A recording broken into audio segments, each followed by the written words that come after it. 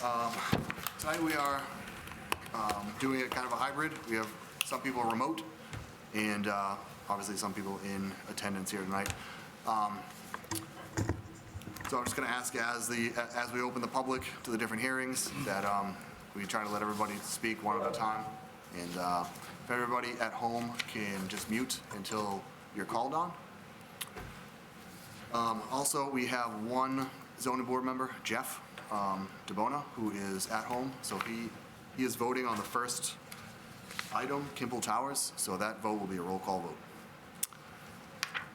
With that being said, Kimball Towers there was an issue with the decision that was made last time.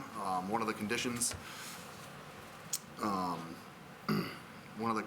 were supposed to read sunrise to 9 p.m. for the time that the sign could be on. And I believe it reads currently sunrise to 9 p.m. So we're gonna amend that today. Is there anybody here from Kimball Towers that wants to speak? No? Okay, with nobody being here from Kimball Towers, is there any questions or comments on the board? I do have something just popped in my head. Sure. So, she can probably answer the question. So the appeal process, I was asked today from somebody about the stupid lady with, I shouldn't say, lady with the tree. About, does the appeal process start from today because we're changing it, or does it start from 2 weeks ago when we voted on it? It will start from when it's time stamped, which should be tomorrow. Should be tomorrow. So it was 1 day difference. Okay. Joellen, for this, do we have to open the public hearing for this? Okay, that being said, do we have a motion to amend? Yes, I shall make a motion, Mr. Chairman, to change the lighting condition on the prior vote from sunrise to sunset to what was it, 9 p.m.? Sunset to 9 p.m. Second. Okay, a motion for Kimball Towers has been made to amend the decision for a condition to read sunset to 9 p.m. on the time that the sign can be illuminated. All those in favor? Get a roll call. Sorry, Roll it's call. going to be a roll call, in fact. So, John? Aye. Mark? Aye. Aye. Myself? Aye. Council, you able to hear me? Yeah. Yep. Jeff, you're next. Aye. And Jeremy? Aye. All right, 5-0.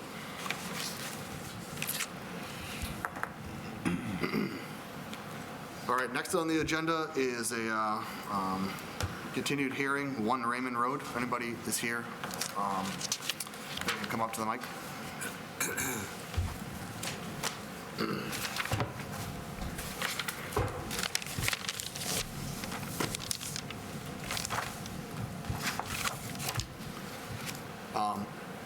So before we get started, I did was able to reach out to the building inspector and get some clarifications on a couple of the concerns that the board had. I'll just kind of go through those real quick, and then we'll see if you have any comments after that, if that works. Can I start something first? Sure. So I do have a question for you guys. Do you guys have kids? Yes. Okay. I was really upset with Mike, the chairman. So by the comment that now last hearing, I have 3 little kids, as you can see in the presentation. And I said the safety is most of my concern. And I've told that in my presentation that it was not safe for all the tools and equipment inside my garage. And obviously, I don't know how many of you guys ignore that. And said, you have a big house, certainly you have a place for it. But I don't know how many of you guys will put yard equipment or tools inside of your house. The winter is here. So I try to move stuff around my garage so my car can go in and my kids won't be cold on the driveway. And I hurt my hand by the sharp tooth. Can you imagine? That was my kid, happened to my kid. I know, like, this is not your kids. Maybe you might not have feeling for it, but I do. It is my kids, and all we are here. I feel like I need to step up and speak about that. Yet I do have a big house, but it's not my fault. I did not build the house, and I don't. It is about a shed.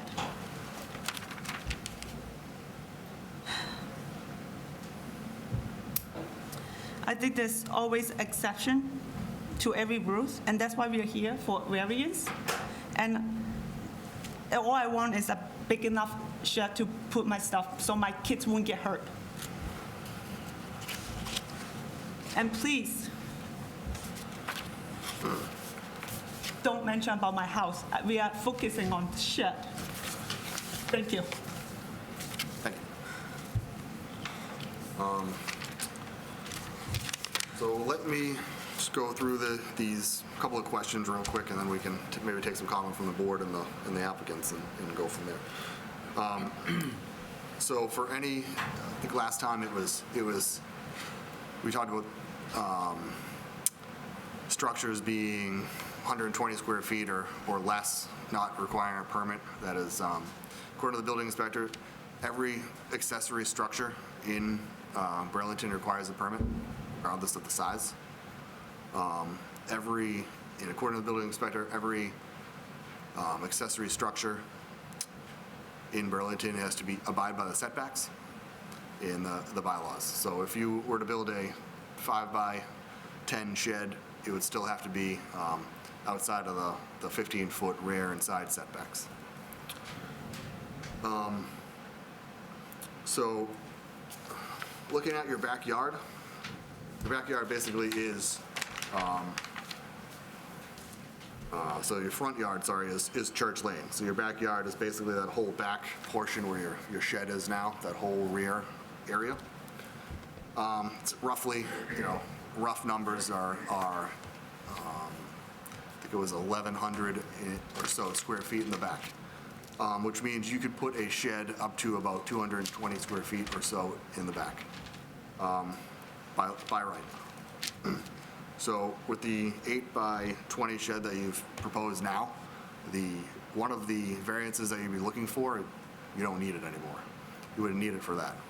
What you would still need is a rear and side setback variance, which it actually was, which I didn't realize in the beginning, but it actually was advertised properly so that we could make those adjustments today if the board feels that way. But I thought those are important things to get out now. So if you were to keep it was 8 by 20, you would be within the 20% and wouldn't have to get that variance. You still will need a side and rear setback, and we could talk about that in a minute, but do you have any comments or questions on those clarifications? Okay, as you mentioned, so I, okay.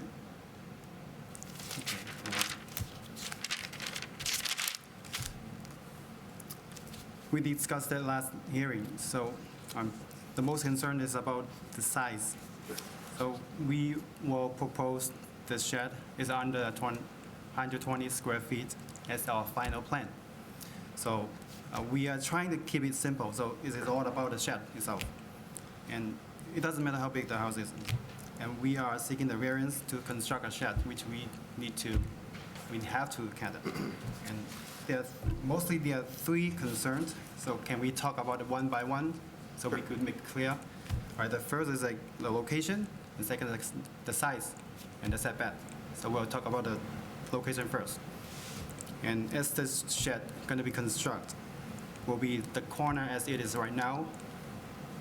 And does anybody have a comment or different thought about the location? Is it, as we see, is the most appropriate and the less disruptive for the neighbors? So any different idea for the location? Anybody have any comment on the location of the shed? No, are you asking me? Yeah. If he's going to do something, I would think that that's the spot to put it in, now after being there. I don't know that I'm going to redo a shed bigger than 8 by 20, but. Yeah, sure. Can I just get a clarification? You say you're willing to bring it down to 120 square feet? Under 120 square feet, which is all you think is No, like 10 the by 12 residential or something. size.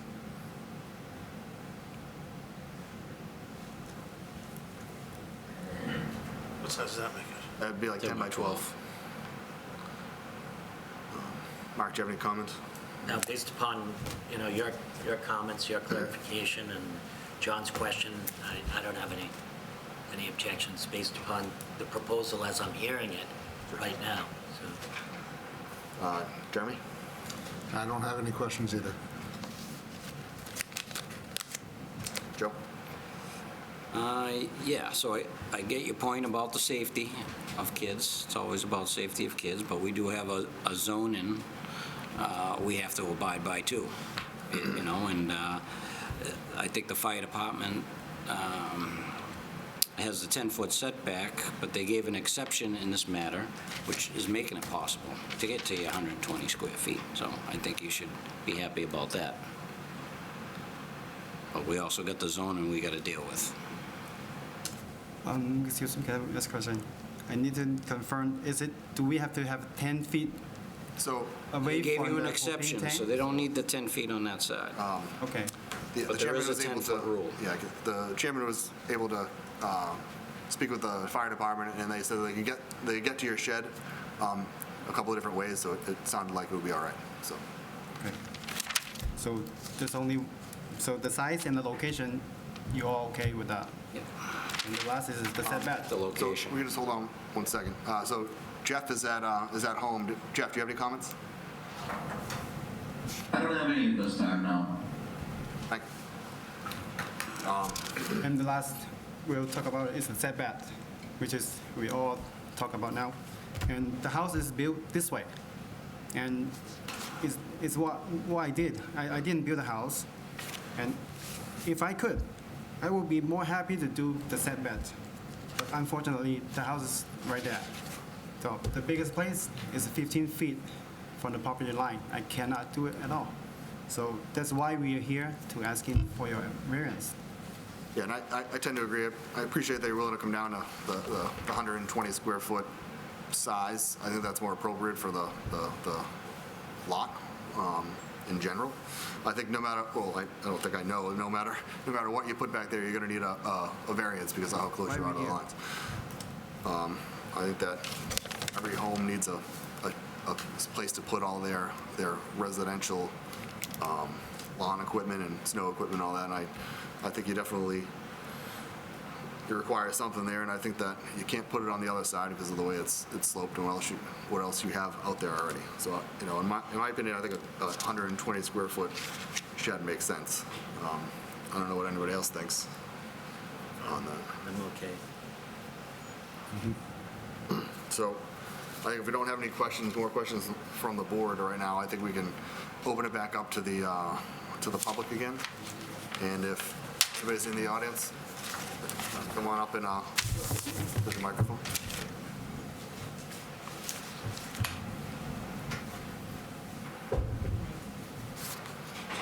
Hi, Diane Leva, 17 Church Lane. So just as I've stated all along, my issue just is if it's in that corner, the shed, I'm fine with the shed in that corner. There was a shed in that corner. It was 7 by 7, reasonably high. The problem is what's built there now was built on top of a cement wall plus a platform floor. So from my yard, it's 10 feet tall. So I would like that height brought down like a normal size shed is. Normally they're right like 7 feet, 8 feet at the peak. This is 10 at the peak. So that's my concern is because it still is very intrusive from my yard. Not opposed to the shed, just a normal size. Thank you. Okay, thank you.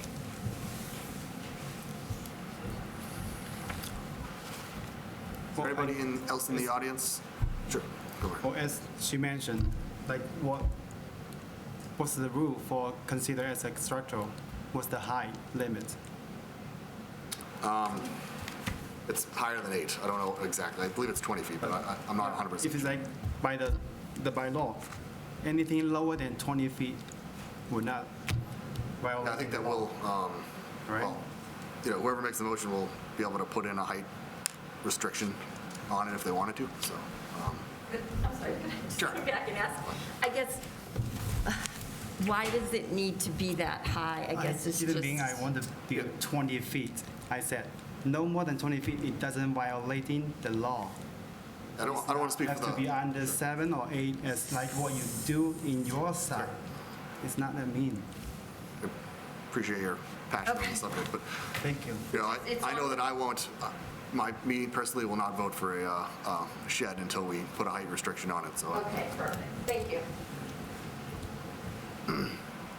So is there anybody else in the audience that would like to speak for or against this case? Sure, please come on up to the mic. I will ask the audience at home as well as soon as we're done inside.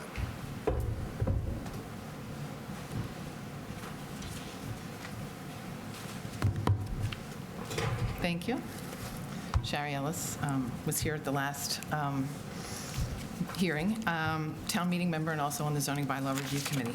So I did want to ask a couple of questions for clarification, which you did mention, I think Mr. Courier mentioned the fire separation code. And I think I got a different interpretation from the building inspector. I asked the fire department, and they referred me to the building because there was nothing in the fire regulations. So I guess it's a question, but more of a statement in the sense that it's a commercial rule for the 10-foot fire separation under residential RO and R2. Residential, 'cause it's combustible. You can put combustibles in there, it's got to be more than 10 feet away. Your garage is next to your house. It's combustibles in there. And your garage has, means Right. to protect you from Well, that. I'm just Your garage telling you does an not. email statement that I got from the building inspector. It's not arguable. They gave an exemption, and the exemption was granted in their favor. But there is a rule, so you'd have to bring that up to them. Okay. We can Well- clarify that with the fire department. Okay, so, all right, well, that was just one clarification that I wanted as far as that goes. And with your clarification from the building inspector that every structure underneath, no matter what size, now requires Every accessory. every accessory use structure, which includes pretty much many of the sheds that are in this town existing. So many of them are in current non-compliance and in violation. So that is something that's not necessarily spelled out in the bylaws, and I think that, to my point last time, is I think we need to clarify our bylaws a little bit more. It was made, it's an interpretation made by the inspector of buildings, which that's his job. And so that's something that no one in this town knows. Someone moving in doesn't know you need to get a building permit for everything that's an accessory use. So I think that needs to be clarified as well, too. And I'm just not sure how you enforce that, other than, when a mortgage plot plan comes up and something is in violation, when someone, a property owner comes to this board or to the building department for a permit for another use, say a swimming pool or something, and their shed is in violation. So that's about the only way we can enforce this. So I think it's hard not to grant variances for something that is prevalent throughout town for reasonable requests, which I think this is a pretty reasonable request. And I guess,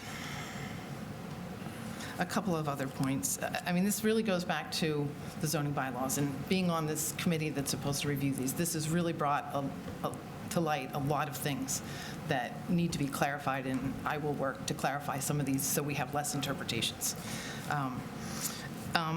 We just talked about the height, and there is a 4-foot retaining wall height that is allowed by the bylaw, and then fences are 7 feet, no more than 7 feet. So that's 11 feet right there from the grade, and there is a 20-foot height maximum. So I'm not sure what height this shed is, but it seems like it's probably going to be within the bylaws for that. So I guess that's all I have to say at this point, but thank you.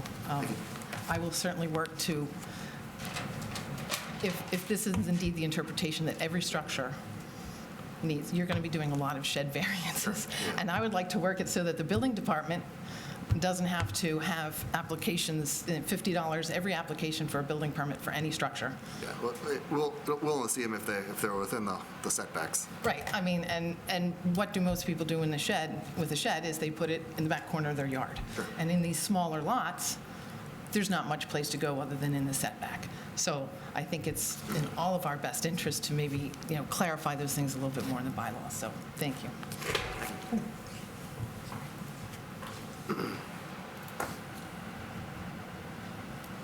Sure, go on up.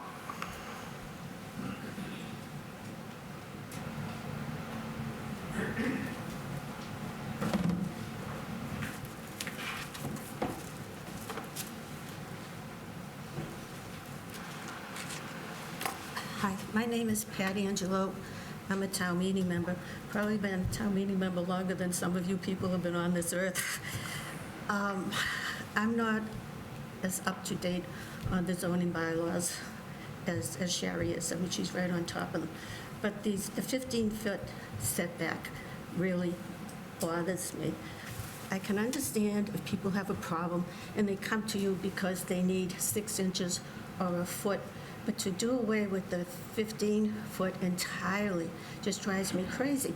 I mean, if this was my lot and my house is here, and somebody wants to put a shed right in that corner and somebody in that corner, I'm going to be looking out in those eyesores. I mean, it's bad enough sometimes my backyard is a mess without having to look on something like that. But the way the bylaws are being eaten away little by little, just about drives me crazy. Every week I see in the paper people are coming in for variances on the signs. Well, that's usually in a high-rise or an industrial, so it doesn't affect residents. But this does affect residents. And people will say, well, like the Sherry mentioned, there's sheds all over the place that are not in compliance. But that doesn't make it right, and that's not an excuse. It's like my kids, well, he's doing it, so I can't. I mean, I fought that battle with 3 sons more times than I care to think of. And even like when that horrible sign went up on, I think it was at Microsoft, and was classified as art. That might be art in Las Vegas, but it's not art in Burlington. And every time I come off the ramp and look at that thing, I'm going like all the way down Route 3. So I guess if somebody wants like a 6-foot, I see these all the time, somebody wants to put an addition in their house and they don't have the 15 feet, they have 14. And I think that's reasonable to work, but 15 feet is like giving away the farm. It's wrong, and if you do it for one, you're gonna have the same thing like my kids. Well, he did it. You're gonna have somebody come in and say, well, you did it for him. Why can't you do it for me? I mean, a variance for 6 inches, a foot, maybe even 2 feet, I think is reasonable, but 15 feet is not. So I would ask that you vote against this. And this is not even my precinct. I'm not going to get any votes out of coming down here on this cold night. Thank you. Thank you.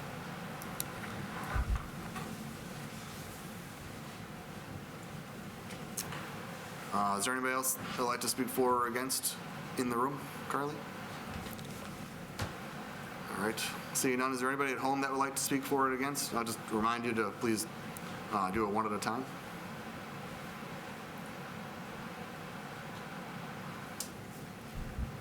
Looks like there might be one hand up, I think, I can't tell. Ed,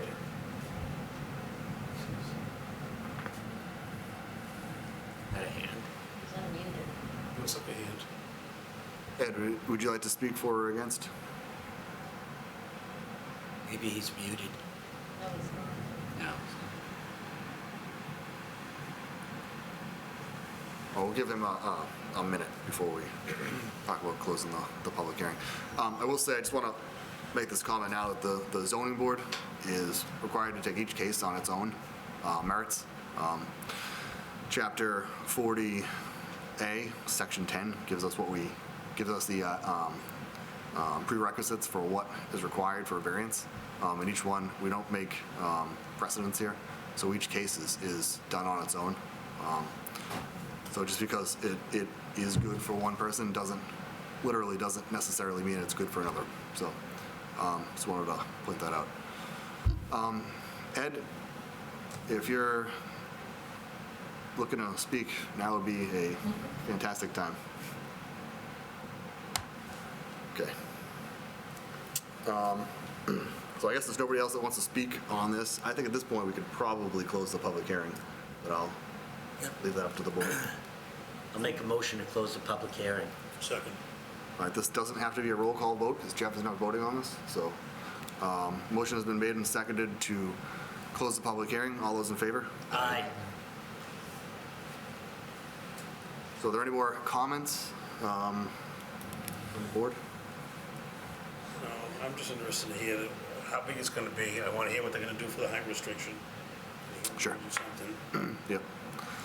Yeah. Any comments on the side? No, it's just more or less the height restriction, you know, your fence is about 6 foot tall, so 7 foot is your average height of a, you know, normal shed. Sure. I think, so.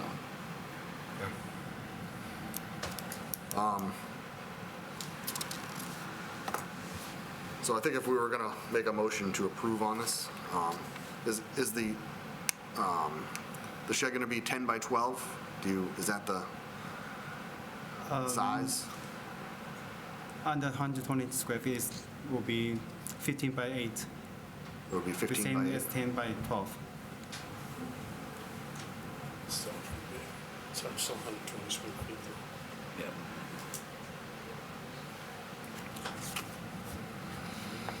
15 by 8. What's that, 8 times 80? What's that? 20. That's 128. So it's a 7.3. So variance going to be. So that's the next thing we have to kind of figure out before we do it is there's no numbers on here. Yeah. That is a big problem, Yeah. especially since.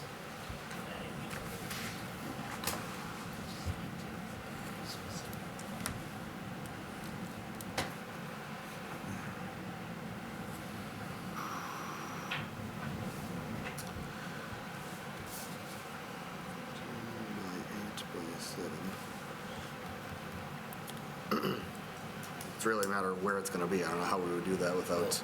Yeah, you only got 8 feet left over, I mean 7 feet, so you got 3.5 feet on between the house and the shed and the shed and the fence. You're doing that through estimation, is that what you're saying? Yeah, it's going to be like, So we have to give the rear. yeah, We're if gonna it's make a centered, motion, yes. We have to give the rear, So we got to come up with that rear setback. yeah, Yeah. whatever the setback is, and the side setback. Right now it shows it's off-center, but there's no dimensions. I don't know if that's 8 feet or not.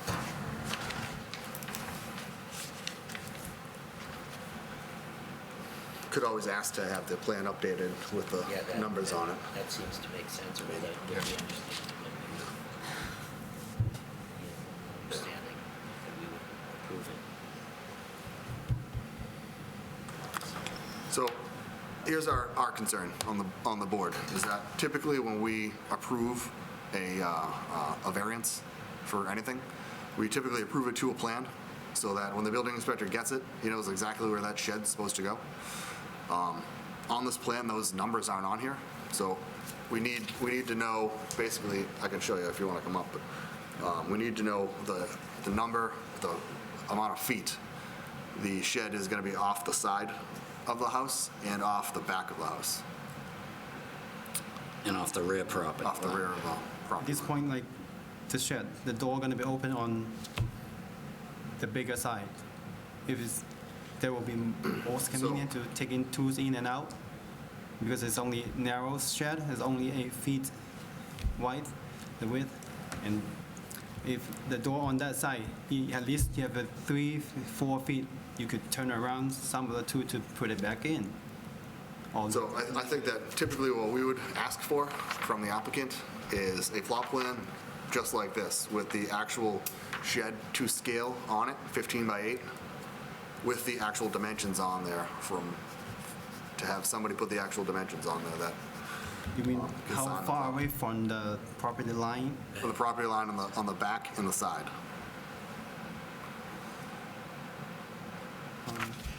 Can I have it? If you want to come up, I can show you real quick. You want me to mark out? Yeah, I was up right there. Let me see. So what would be, so what, while he's marking it up, what we're looking for is we're looking for this distance right here and this distance right here. This distance I cannot be sure, because we were concerned about someone is using our land as building their shed. So I cannot guarantee how much I could have in here. So we can't, we need that number before we vote. So What is the appropriate number? So right here, that's 8, your shed's 8 feet, right? So it leaves you about 3.5 feet on each side. If it's 3 feet here, 3.5, so you got to tell us, is that going to be 3 feet, or 3.5, or 4 feet? And you got to, this shed's got to be placed, so we know what this variance is going to be. Right now, we don't know what the variance is going to be. So you got to tell us how far off this lot line to the corner of the shed, and how far off this lot line to the corner of the shed, and it's 8 by 15. so I think if you went to, whether it's Francis, I Donald. tried, but I'm. Dresser, On this that side, I right there, cannot Dresser Williams guarantee. away. This is not a survey. Yeah, so you're dealing with Steve? Steve Dressel? Is that who you're dealing with?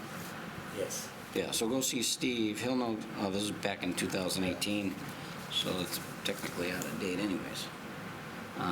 Yeah, so if you see Steve, he can bring this up and just Have him, tell him. somebody's got to basically put in to scale Yeah. a shed in this area that is 15 by 8. He'll know exactly what you're talking Yeah, about once you and try to explain it Needs to to him. give us this dimension and that Here's a dimension. 6 feet from here. Yeah, you tell us, is it Tell going to us. be 6, or is it going to be 8, or is it going to be 7? You got to position your 8 by 15 shed right in this corner. Right. If I have some number comes out, how do I know if you're going to be approved or not? Because, Is there going to be another hearing again? For There'll be one more, yeah. yeah, then we can approve that We can approve. setback. We don't have a dimension. Number to do it, so. So what is the appropriate number? As you- There's no dimension on this one anyway, so even the old one, if we approve this old one, you still don't have a dimension. And how can we keep going? It's like, okay, let's say 6 feet, and I prefer it's like 2 feet from here. I will leave more space so I can turn around, to move in my tools, close the door. Yeah, can we just go back to the Yep. mic so everybody else at home can hear us? So we could do it like that. However, if it doesn't fit right, you're going to have to basically start this whole process all over again. So I would prefer that you have somebody, So a professional Yes, do it, so that you know we're exactly going what to you're doing. decide, like, as we said, is 6 feet from Church Lane. It's doing Sorry, that now. say that again? I will leave 6 feet from Church Lane side, 17 Church Lane property line. Would it be appropriate? He doesn't understand because it's not even up against church. Oh, no, it's Yeah. 17 Church Lane he's talking about. So it's 17 I think we're all in agreement it's going to be 8 by 15. So you just got to place the 8 by 15 in there and tell us how far off the lot line, off the house, off the rear lot line, and we're going to be, we're all set with the 8 by 15. You just got to place it, and we need dimensions so we can record these dimensions. So, yeah, what we're trying to avoid is giving you wrong dimensions, and then you'd have to start this whole process all over again. And I don't think anybody wants that. So what we really want to do is make sure that the plot plan's right, correct, So so you're that, gonna have to go get a new one with the right numbers on it. And then we'll give you that 15 and we'll continue it to the next by 8. meeting. We'll continue it. And then we It's an can go around expense, then. but it's gonna do it.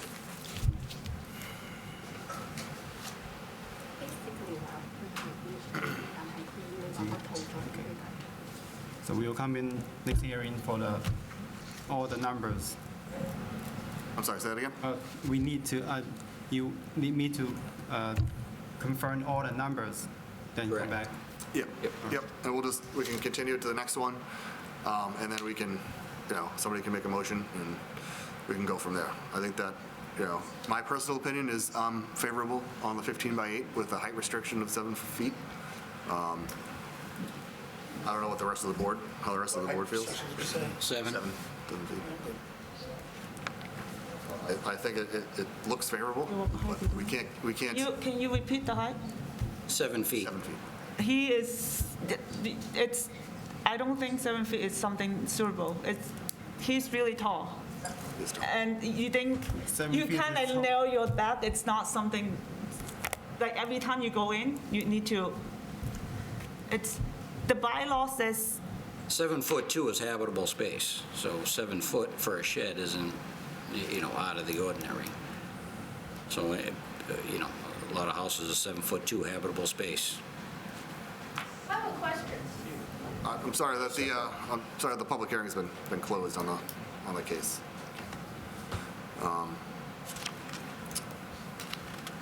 We could talk about the height restriction next time you come in. That's not going to be on the plan anyway, but I'm going to have a hard time with anything over 7 Leave that feet. open for discussion. Yeah, we can leave that open for discussion for the next time. But I think 7 feet's appropriate for a shed, in my opinion. But, just one vote, so.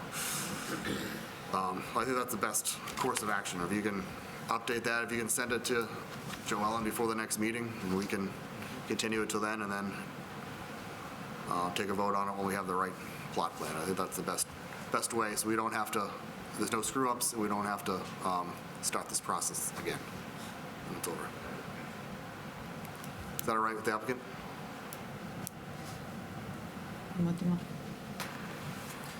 Okay.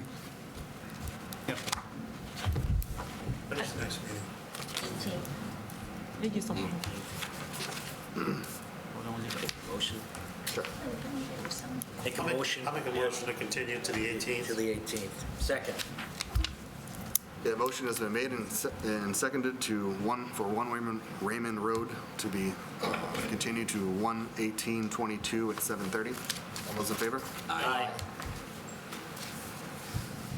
Okay, so we can send that plan over to Joellen when you get it, and we'll see I you the next do meeting. have a suggestion. I know many of the houses are built in Burlington now, in a big house and small lot. I really don't want other people to go in through what we have to go through. If you guys have a big problem with like big house and small lot, maybe you guys should have a committee to talk about it, to avoid people building a big house in a small lot. Like, I'm not a builder, I'm not a provider, like, maybe you guys can do something to that. Thank you. Thank you.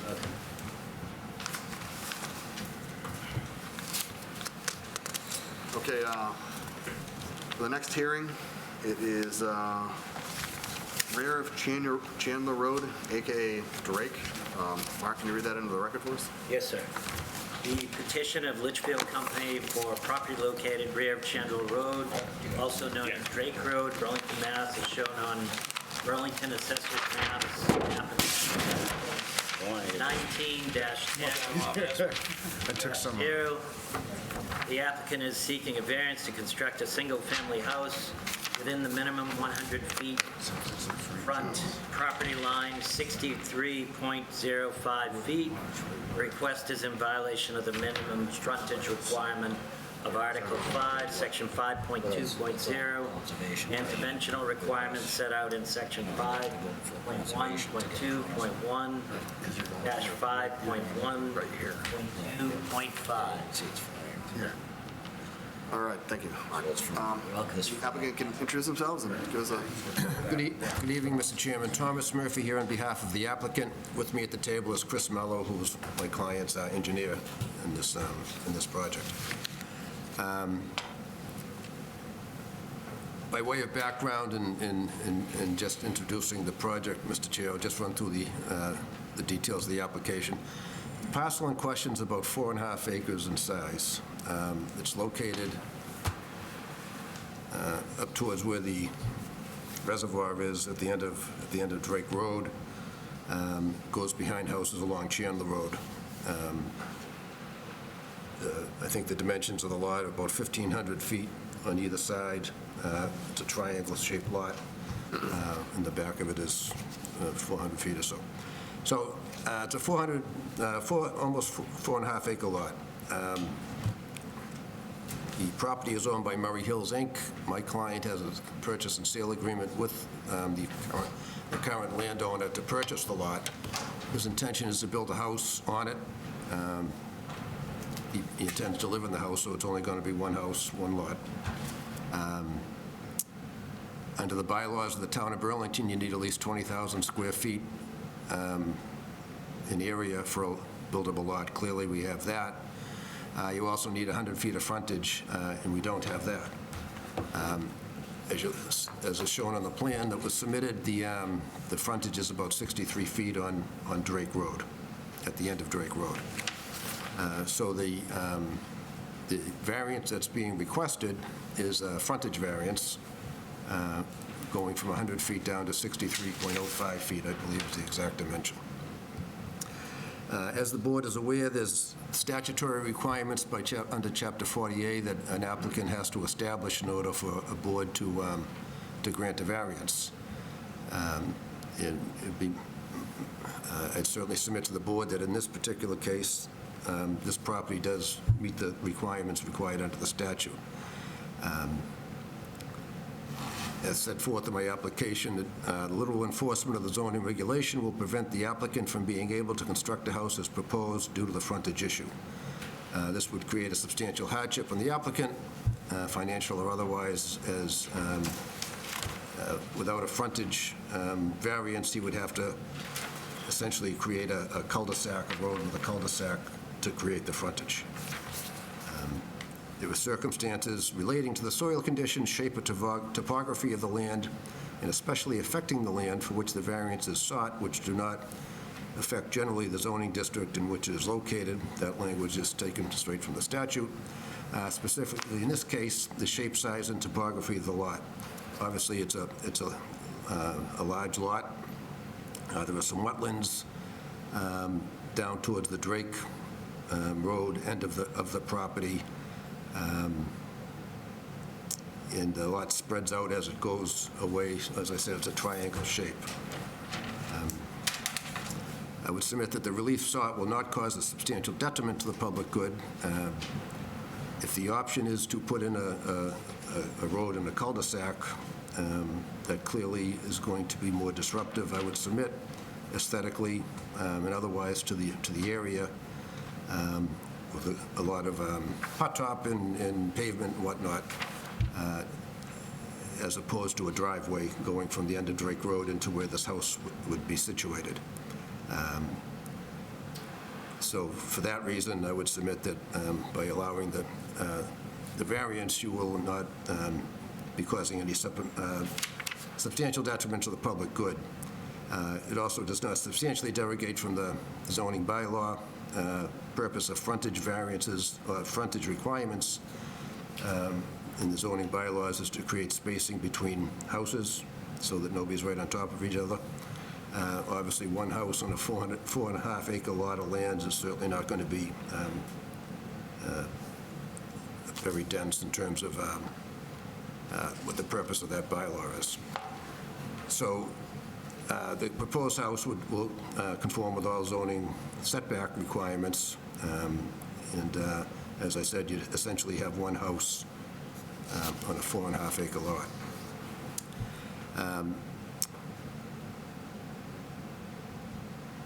Having said all that, Mr. Chairman, I'm aware, and we certainly have a larger crowd than usual here.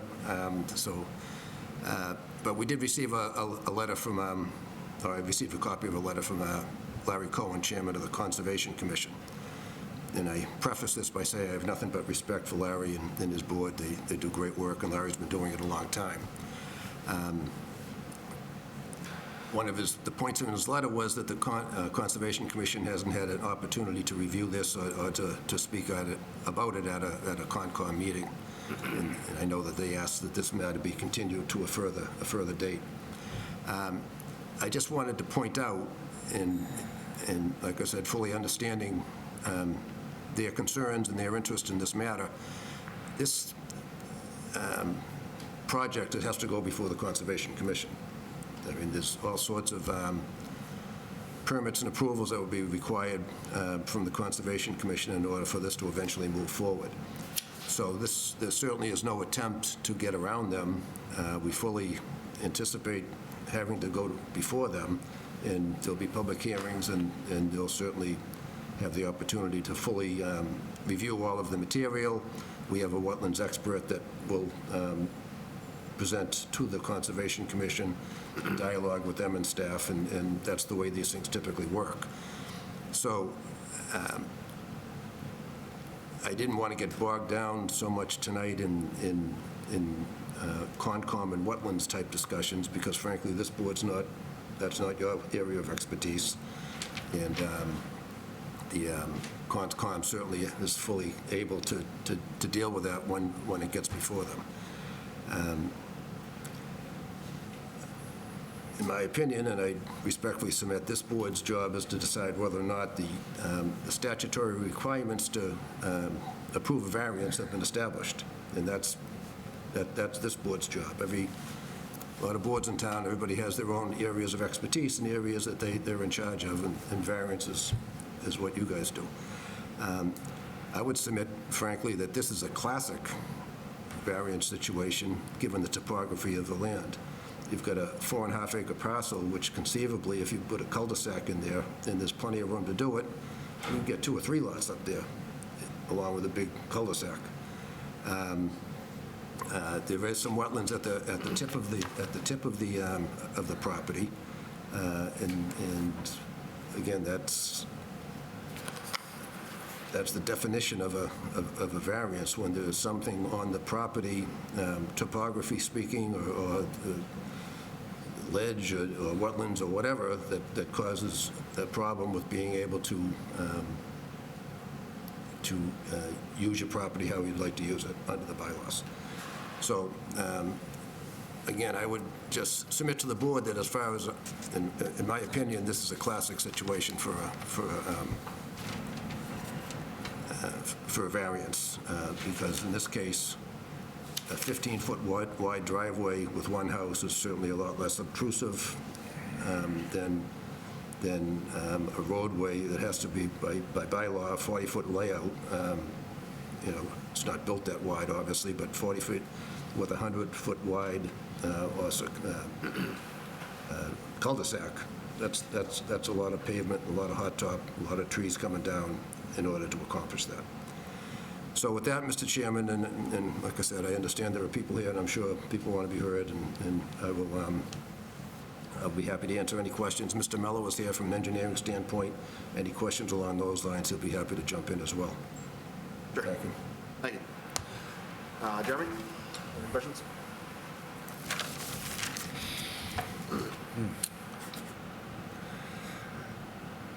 Not yet. I think more are going to come. There's a lot to digest here. Absolutely. Joe, do you have any questions at the moment? This is the least detrimental lot we've had before us. It's a very large lot for one house. I don't have any further comments, no. John? Mark? So, Tom, I just looked at the building inspector's letter here, and he says that I'm sure you're aware that the 20,000 square feet does not include wetland. And so, can you tell us where the wetland is on the property, or? I have, if I may, Mr. Chairman, I made a bunch of copies.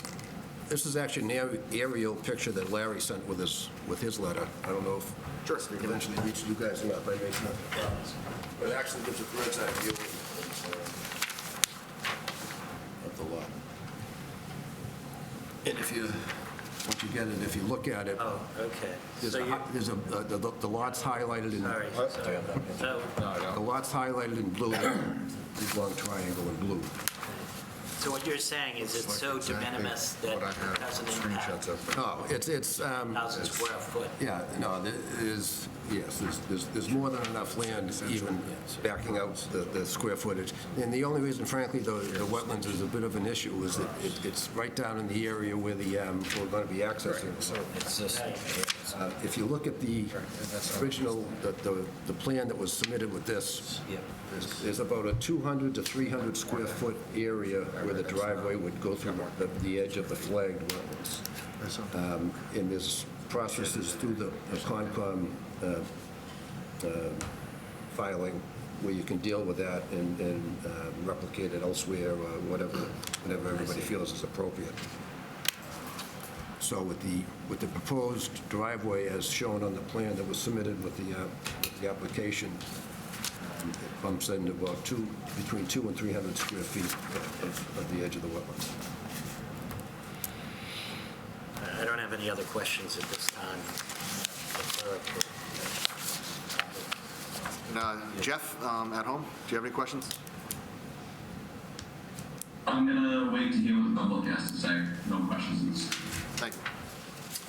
But I just have a couple of comments, then we can open it up to the public. So I just wanted to know, partially answered it already, but if we were to grant this variance for the frontage, theoretically, how many homes could you fit down there if we didn't put like a condition on it? That's more of an engineering question. All I can say is, Charles, if you look at the plan that was submitted, it shows a blow-up of where the house is going to be located. There's about another 600 feet from the rear of that house, as it shows there on that plan, before you get to the end of the lot line. Okay. And if you look at that aerial view that I just gave you, you can see how that wooded area, how it just opens up there. Yep. The back end of that triangle is, 270. how much? 270. The back end of that triangle is 270 feet wide, then it tapers as it comes down to the point. So a cul-de-sac, I did the math once, it takes about 6,000 square feet to be legally laid out. We've got, I don't know, 4.5 acres times 40,000 square feet. We got a lot of space there. I would say easily 2, maybe 3 if you can get creative, and maybe more than that. How long is the driveway that's proposed right now? About 150 feet. About 150 feet, I'm told, from the property line into where the house would be. How long would the cul-de-sac be if you had to build one? Would it be about the same? You'd have to bring the road in, the road would come in similar to where that driveway looks. And if you look at the plan, you can see where the wetland flags go along there. You'd have to just get past them and then put a cul-de-sac in there. 100 feet, you'd still have 500 feet down there. Okay. Then my last question on the Drake Road, like triangle, that park. Yeah. What is the full distance of the land? Any idea? 916. I can't read it on this. 916?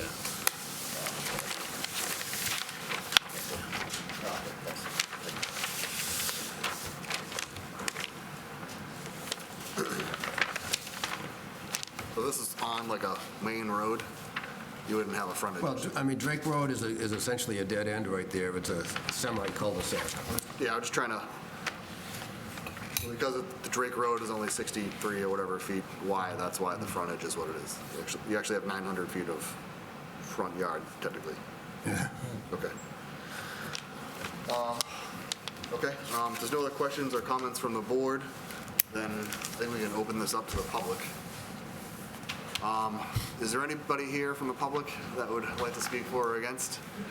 If you can come on up to the mic, and we'll start. Everybody will get a chance to speak. Right here. Don't forget, John. I'll sit back here. You can sit there. Larry wants to read that letter.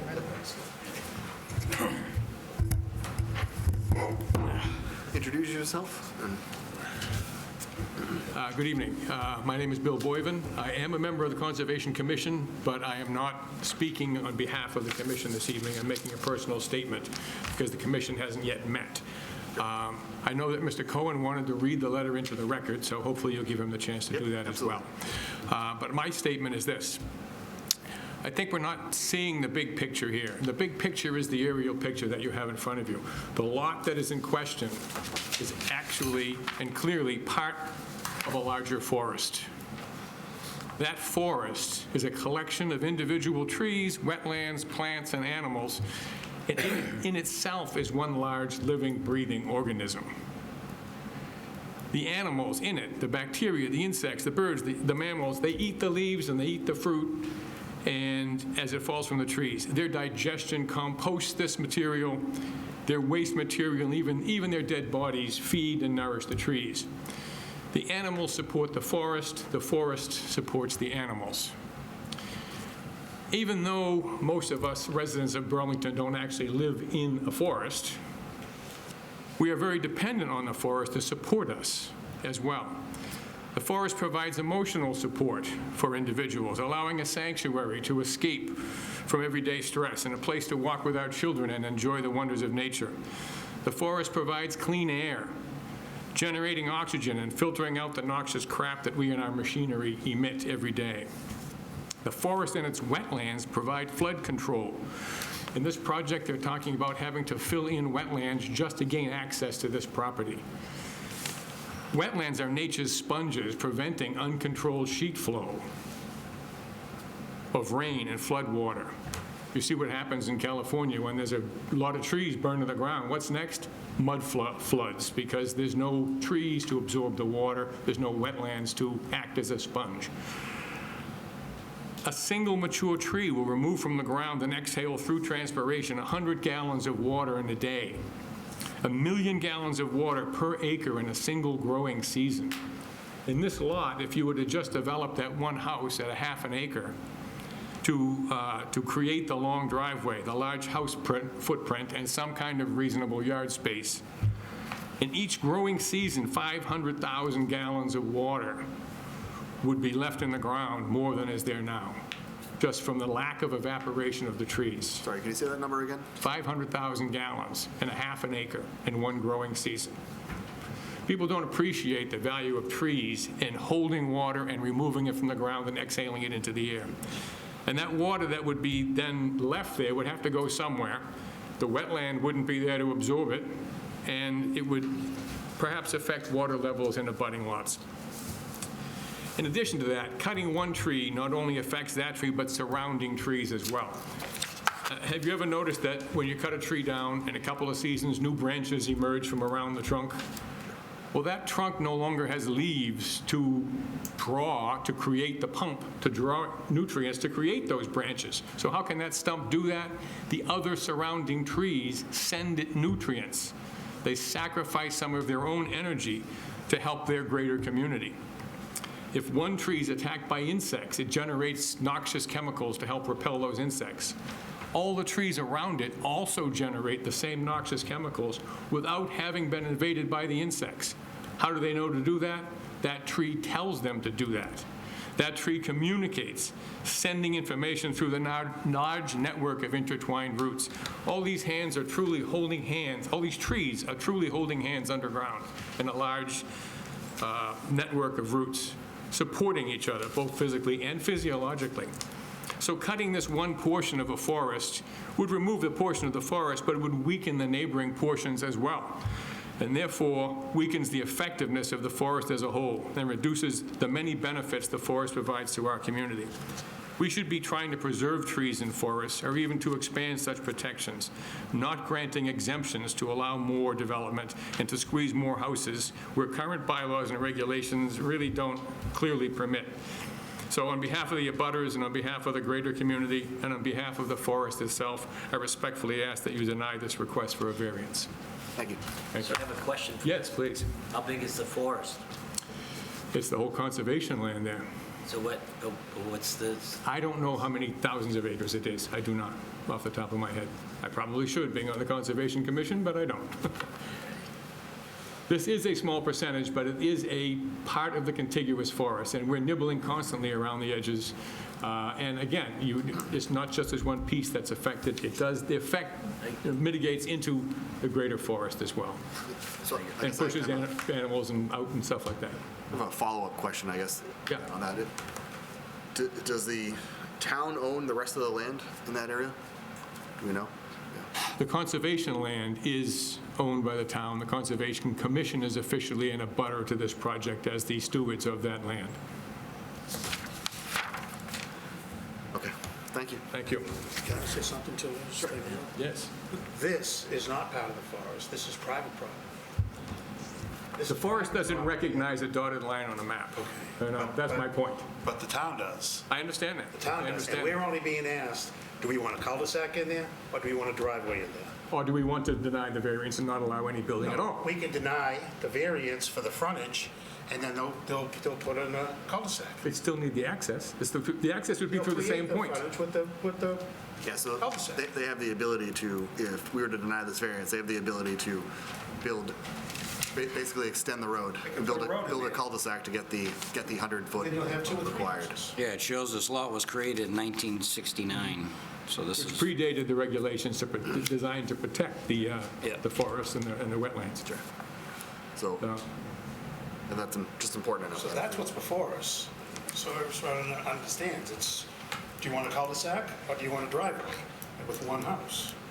It's, you know, you're gonna get one or the other. I think you've closed your mind on the options then. What's your choice? Thank you. Thank you.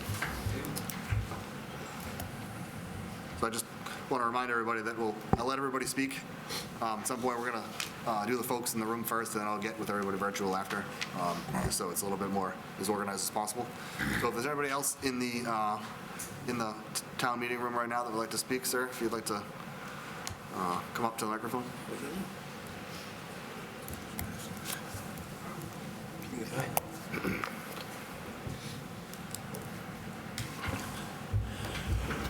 Good evening. My name is Charlie Bobish, and I live at 82 Drake Road. I've lived there since 1978.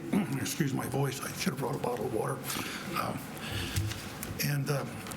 Before I get into some questions, and I am opposed to this, and I'll give you my rationale, and I do have a couple of questions. But to add to what the gentleman from the Conservation Commission said in his personal statement, he used the word nibbling, and I'm sure you're aware that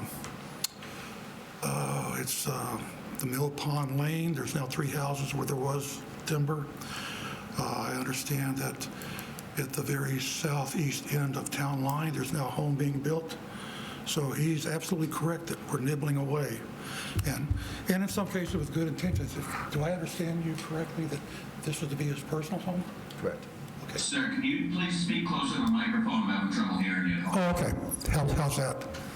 God, I have to take my hearing aids out. Okay. Just one administrative question. You said the land's owned by Murray Hills, but the application said Robert Murray. Murray Hills, Robert Murray's the principal of Murray Hills. Okay. Now, for the reasons I'm opposed, and as I mentioned, I'll ask a few questions in the process, if that's okay. But my first concern is safety. As I'm sure you guys are aware, there's a fire hydrant in that cul-de-sac. And I'm not an expert, but I'm just wondering, does that fire hydrant have to be moved? And I think it probably does.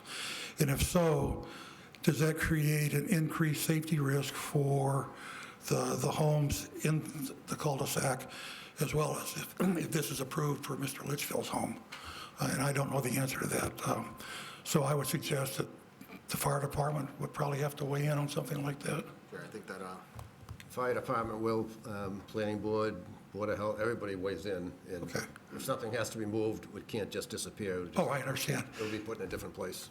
And the financial cost of that would not be borne by the citizens. That would be Mr. Litchfield's responsibility.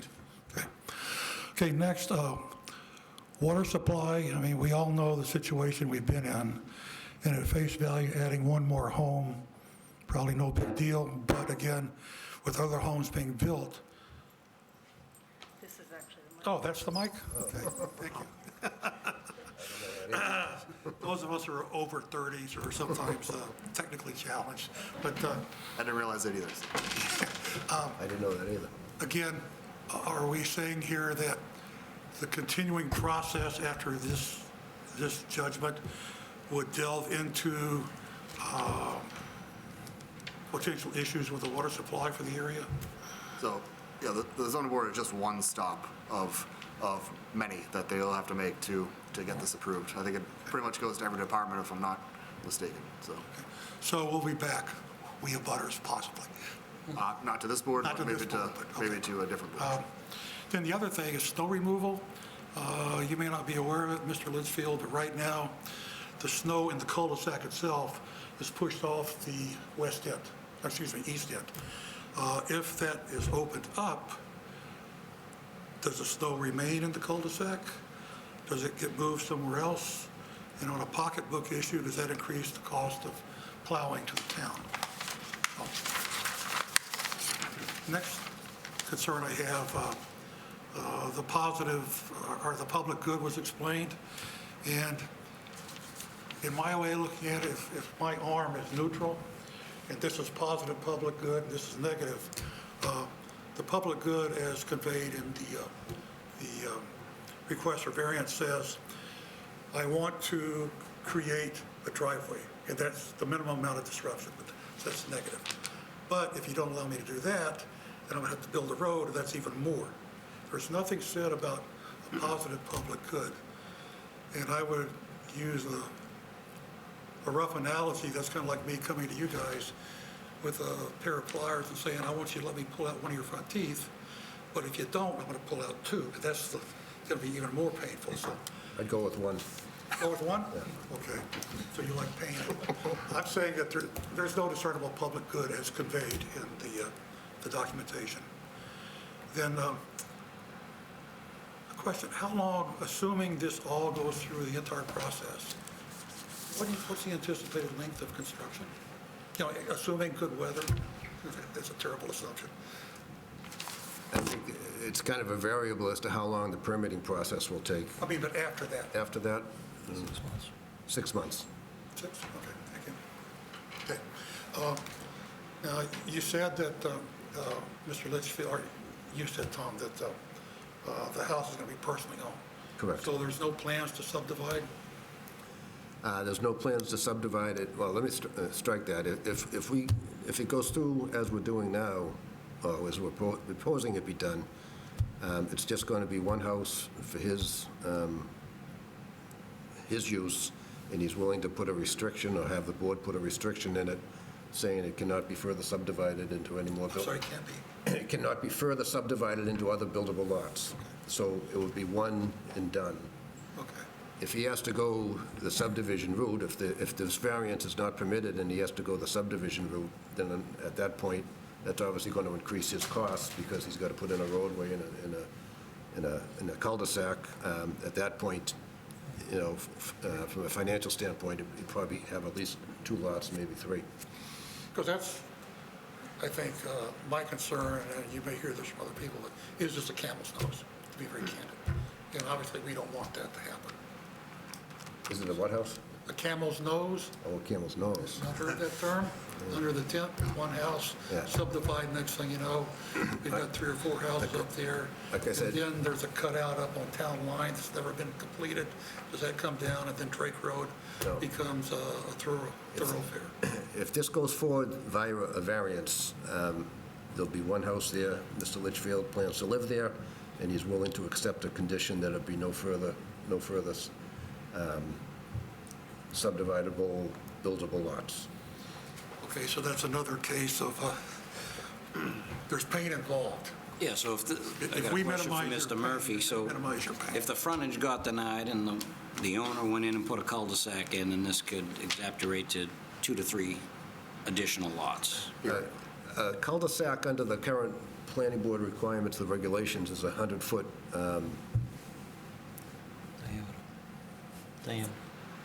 diameter. It's been a while since I took geometry or whatever it was. It's 100 foot, so that's how big the circle is. With 100 foot of frontage going around that, you'll get at least 3 lots out of it. Yeah, so it'd be more detrimental to the Okay, area. I'll skip on, again, reiterate, I'm opposed because. Sure. But I appreciate your answers. On the environment and wetlands, I don't know if you guys have been up there.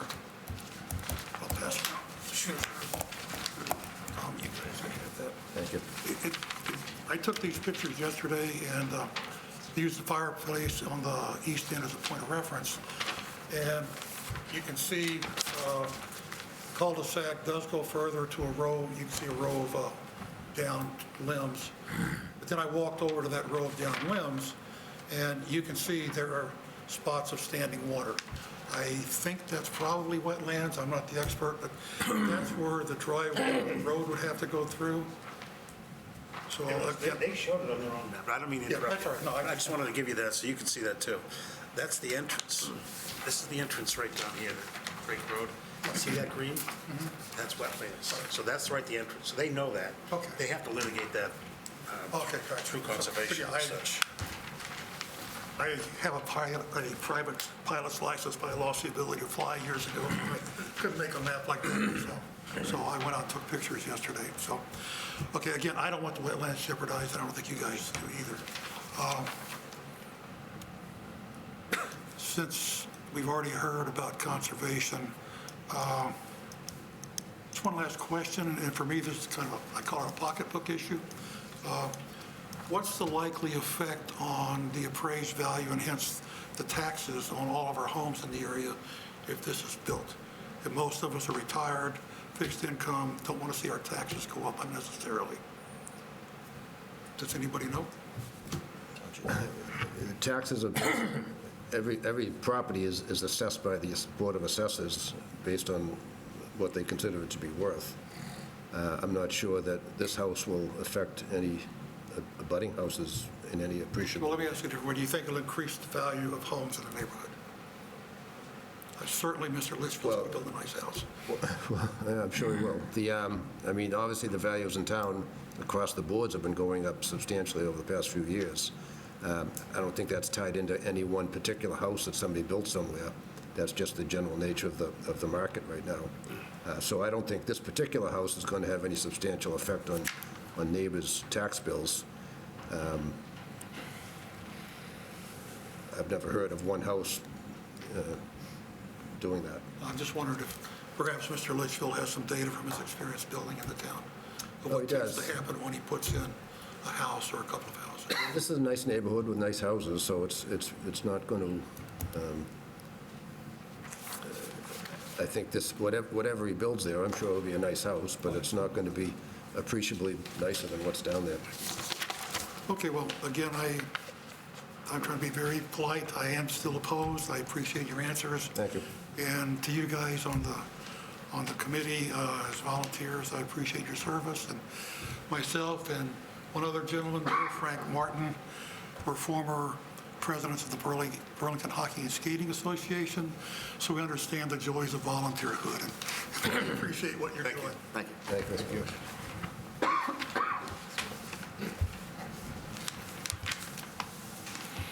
Sir, you can come on next, sure.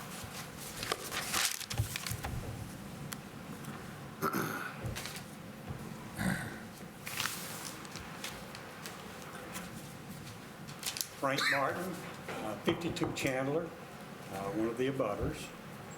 And first question I have, I think, is the variance that he's applying for, it's roughly 37 feet. What's the maximum variance you guys have ever granted? I couldn't answer that, I have no idea. Maybe 20, 30, 40, 50% of variance? How long, who's the longest member on the board? Me, well, maybe John. But I wouldn't know. Do you remember anything up to 30 feet at all, ever? I don't know. I've been on and off for so many years. I'm sure I did, but I couldn't tell you what the biggest one is, to be honest with you. I don't know. You don't recall if there's ever been anything over 30 feet? I'm Okay, guessing. all right, now, that's a large variance, I think, that they're asking for. To start with, it's over 1/3 of the property of a line. And he's also said that if you don't get that, he's going to have to actually put a cul-de-sac in, up into the property. Again, it's going to destroy much more trees, much more everything. I think the Conservation Committee has also said a lot about that.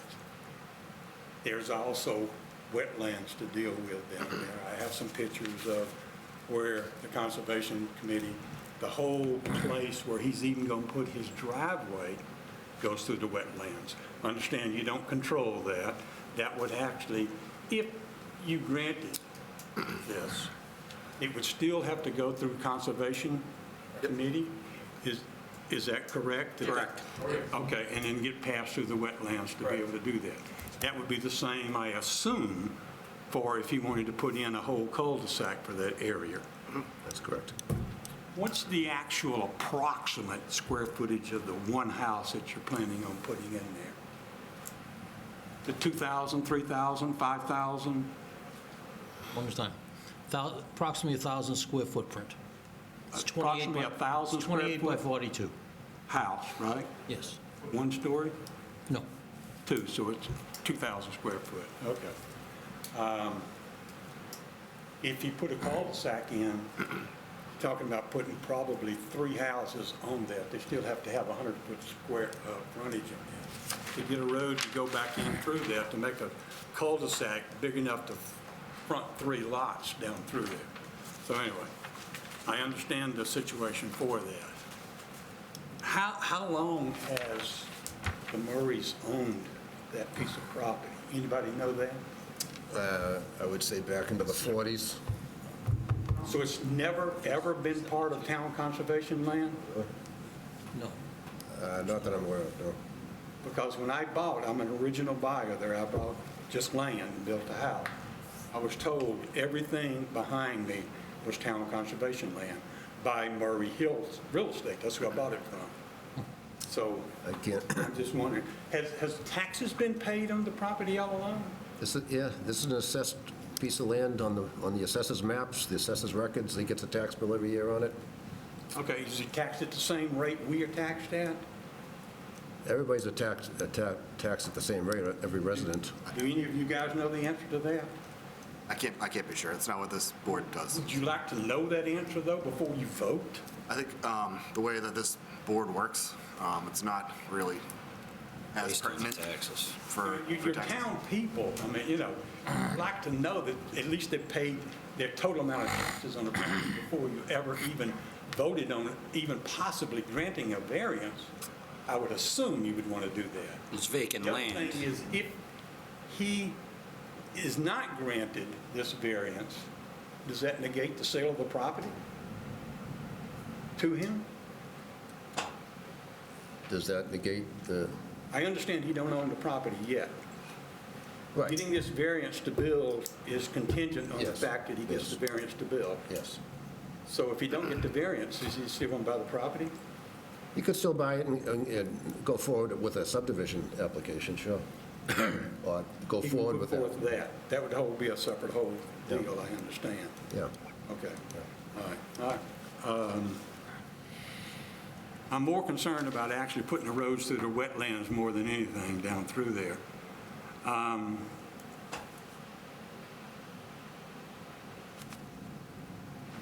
The chairman of the committee is not here tonight, is that correct? Board of Appeals? Yes, he's not here tonight. Huh? He's not here tonight. He's not. Is he any relationship to either the Litchfields or Murray Hills? I don't want to speak for him, but I think he'll be recusing himself from this case. He won't be voting. He is recusing himself? Okay, great. Okay, thank you. We did that. Approximate square footage. Excuse me. Sale of the property. The variance.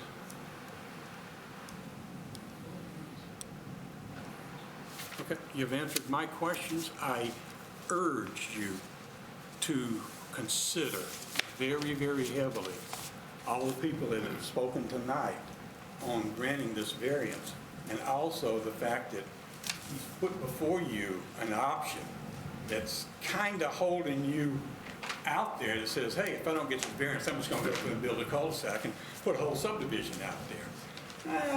I just think that's not a nice thing to do.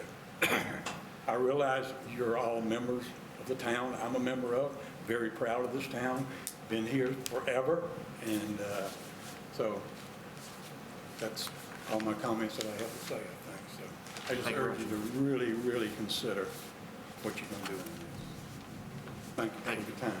Thank you, sir.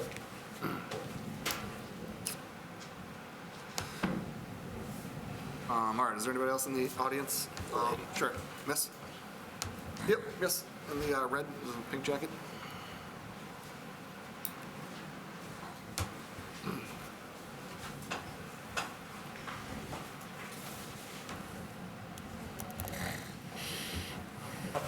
I guess that. Thank you. Thank you so much. Okay.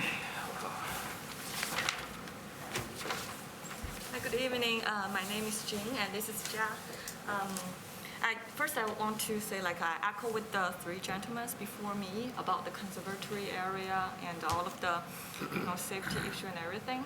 And first, we are the owner of the 79 Drake Road, that end unit, which is current cul-de-sac. If you check on the map, you will see. So coming into the cul-de-sac, you're on the right or the left? On the Right, so next to the road they're going to build. Yeah, just the triangles actually are touching us. That's actually where we live. That's our houses. And we feel, if you can see that, yeah. And just You want to mark where it is on this? Oh, right. Glad to.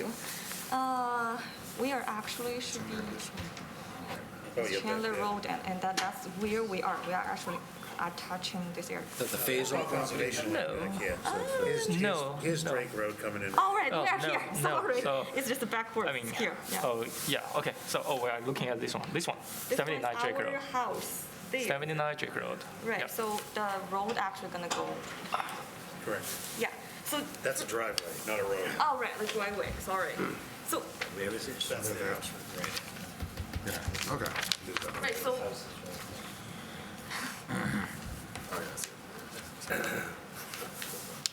Yeah, I got, yeah. okay, so you guys all know where we live? Yep.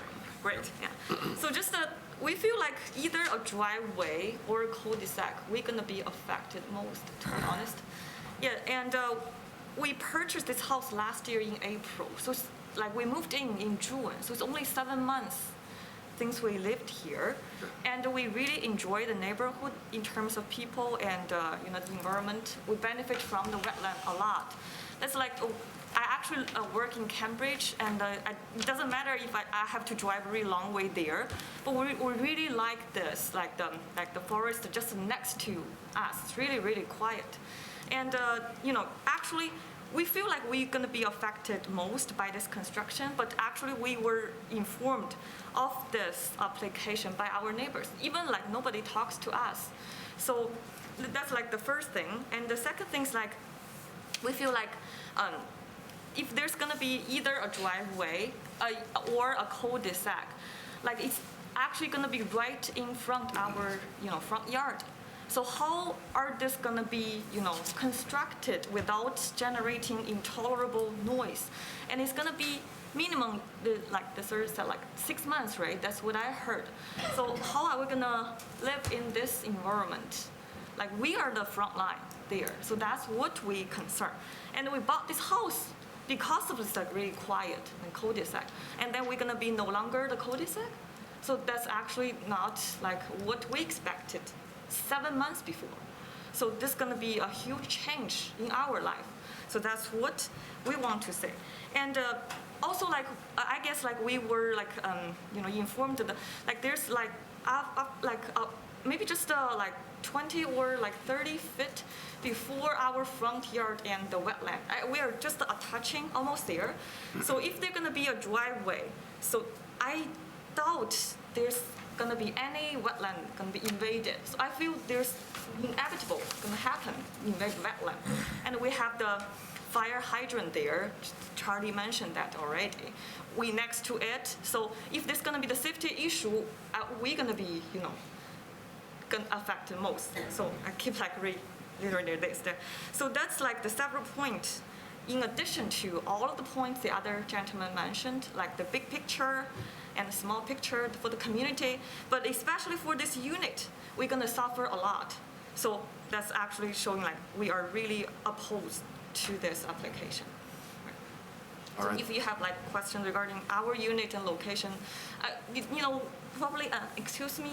So I guess we should get those map as well, right? Because we feel we are maybe right on the driveway we're gonna build, right? So that's. I'm happy to send you a copy of the plan. Sure. We really want to check and what's the detailed plan. Yeah. So right. So then we probably gonna discuss in details there. So, I guess, I don't know, the first thing you showed the committee over here is the wetland map to clarify that there is really just a very small amount of the wetland being invaded if they're building something, right? On the larger plan that Mr. Currier has. Yeah, we didn't see that kind of thing. It's easier to see on that, but see these lines here? That's the wetland flag. Okay, okay. it's like- So that's the wetland There's front. a little area right here where it's going to cut across. But when you look on the west, it goes back like that, and the driveway goes this way. So basically, if I see this map, is that there is, well, be small portion of the wetland cut off.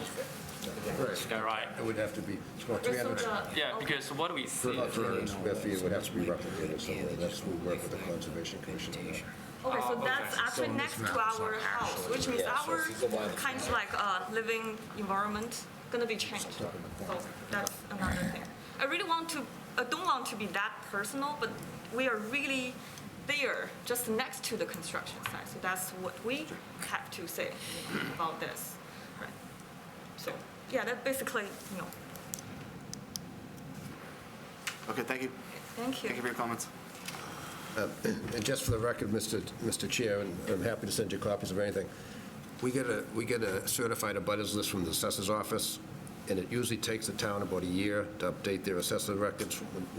If you bought the house within the last year, which it sounds like you did, on the assessor's maps, the owner is still the previous owner. That name is FASO, F-A-S-O. Yeah. Okay. So they were, we would have sent them when I just wasn't aware of them. So we sent it to who we were told by the Assessors Department. But I'm happy to, now that I know that you live there, I'll send you a copy. Sure, yeah, we would just want to be as transparent, Sure. as possible. Could you, You get their contact info, that might be best. I'll send you a package.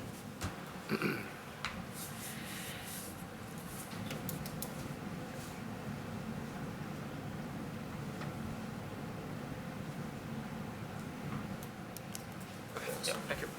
Thank you. Thank you. Thank you. Sure. Is there anybody else in the audience that would like to speak for or against? That? There you go.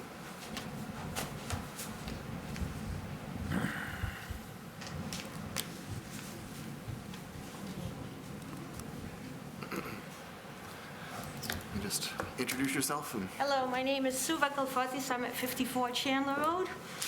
I think I know you, Mr. Burke and Mr. Sullivan. I'm opposed to this. My 3 children went to school here. We've been living here. When we bought our house in 1999, our maps show conservation land. Around 2012, even when we went to the assessor's database, it said conservation land. Around 2012, that's when Murray Hills popped up. Why didn't the town come to us to sell the lot? Or the people that are abutting this, instead of giving it as a favor to Murray Hills? I mean, it says $45,000 that it costs, but we don't know. It doesn't even have a date under the assessor's database as of today. It's a secret little lot with us being affected because when we bought the house, we knew there was nothing behind us. We love the conservation land. I know there's a lot of trees, a lot of rain. It's a wonderful place. We had the other ones being built, the 3 houses there, like they said, town line. It takes away from, okay, conservation land is big, it's behind the reservoir, but if we start breaking into it, we're not gonna have any conservation land. We're not gonna be able to breathe the town air. If we lived in Cambridge or something else, this is why everybody moved out in Burlington, because of the fresh air, of not having all these buildings next to us. And this is breaking into our own families, our own lives, our own homes. Just for one house that's a 2-family, that it's gonna be 2 floors, I don't think this is a whole, it's a waste. I know they have the money to build somewhere else. They don't need to build a 2-story house behind homes that are there with the living. We see the deer, we see the turkeys, we see a lot of things back there. It's not fair for my grandson. They live on 46. Unfortunately, they couldn't be here. Not to be able to live with this, just like my kids did. They see the deer. I mean, it's a different experience. It's a different environment. That's all I have to say.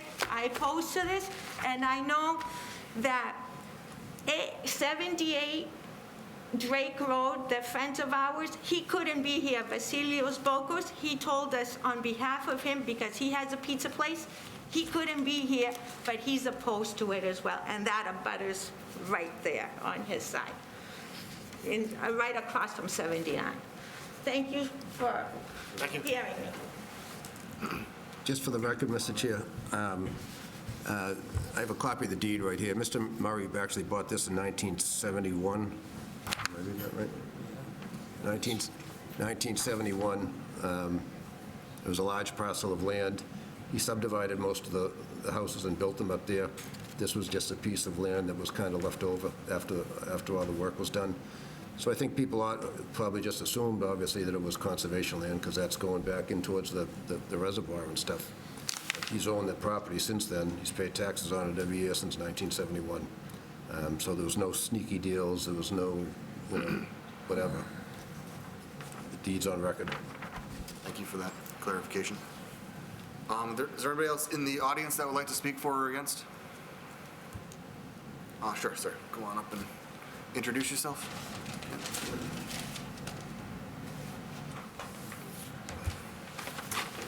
Hello, Chris Hogaboam, 48 Chandler Road. So just to agree with everyone who's spoken against so far. I do have one question, which is, the lot is really big, so I'm not sure why there needs to be a variance. If there's plenty of room for the house to be put anywhere in the lot, why do we even need a variance? Why does it have to be put there? The town requires 100 feet of frontage in order to build a house. Frontage is basically the road part, and because of the way that the road is, ended there, it's asphalt frontage. Because it's the cul-de-sac, and so they don't. Yeah, I got It's like 64 feet, or just under instead of 100. Great. Thank you very much. You're welcome. Thank you. 63. All right. Anybody else from the audience? Okay. Seeing none, we'll go to the virtual group. Is there anybody? Excuse me, Chair? Yes. Can you hear me? This is Brenda Rappaport, Chair of the Planning Board. In all fairness, I haven't seen a copy of the plans that have been presented to the rest of the community. Is there a possibility that you could share that online for those of us who are online and watching via Facebook? I'm being told that we cannot share it currently. Apologize about that. Not tonight, at least. They are online at, if you go onto our page on the website and you go to the variance portal, you can get through the. Joel, if you would kindly send a transcript of tonight's meeting as well as a copy of the plans, I'd really appreciate it. Sure. Thank you. Thank you. Is there anybody else in the virtual audience that would like to speak for or against?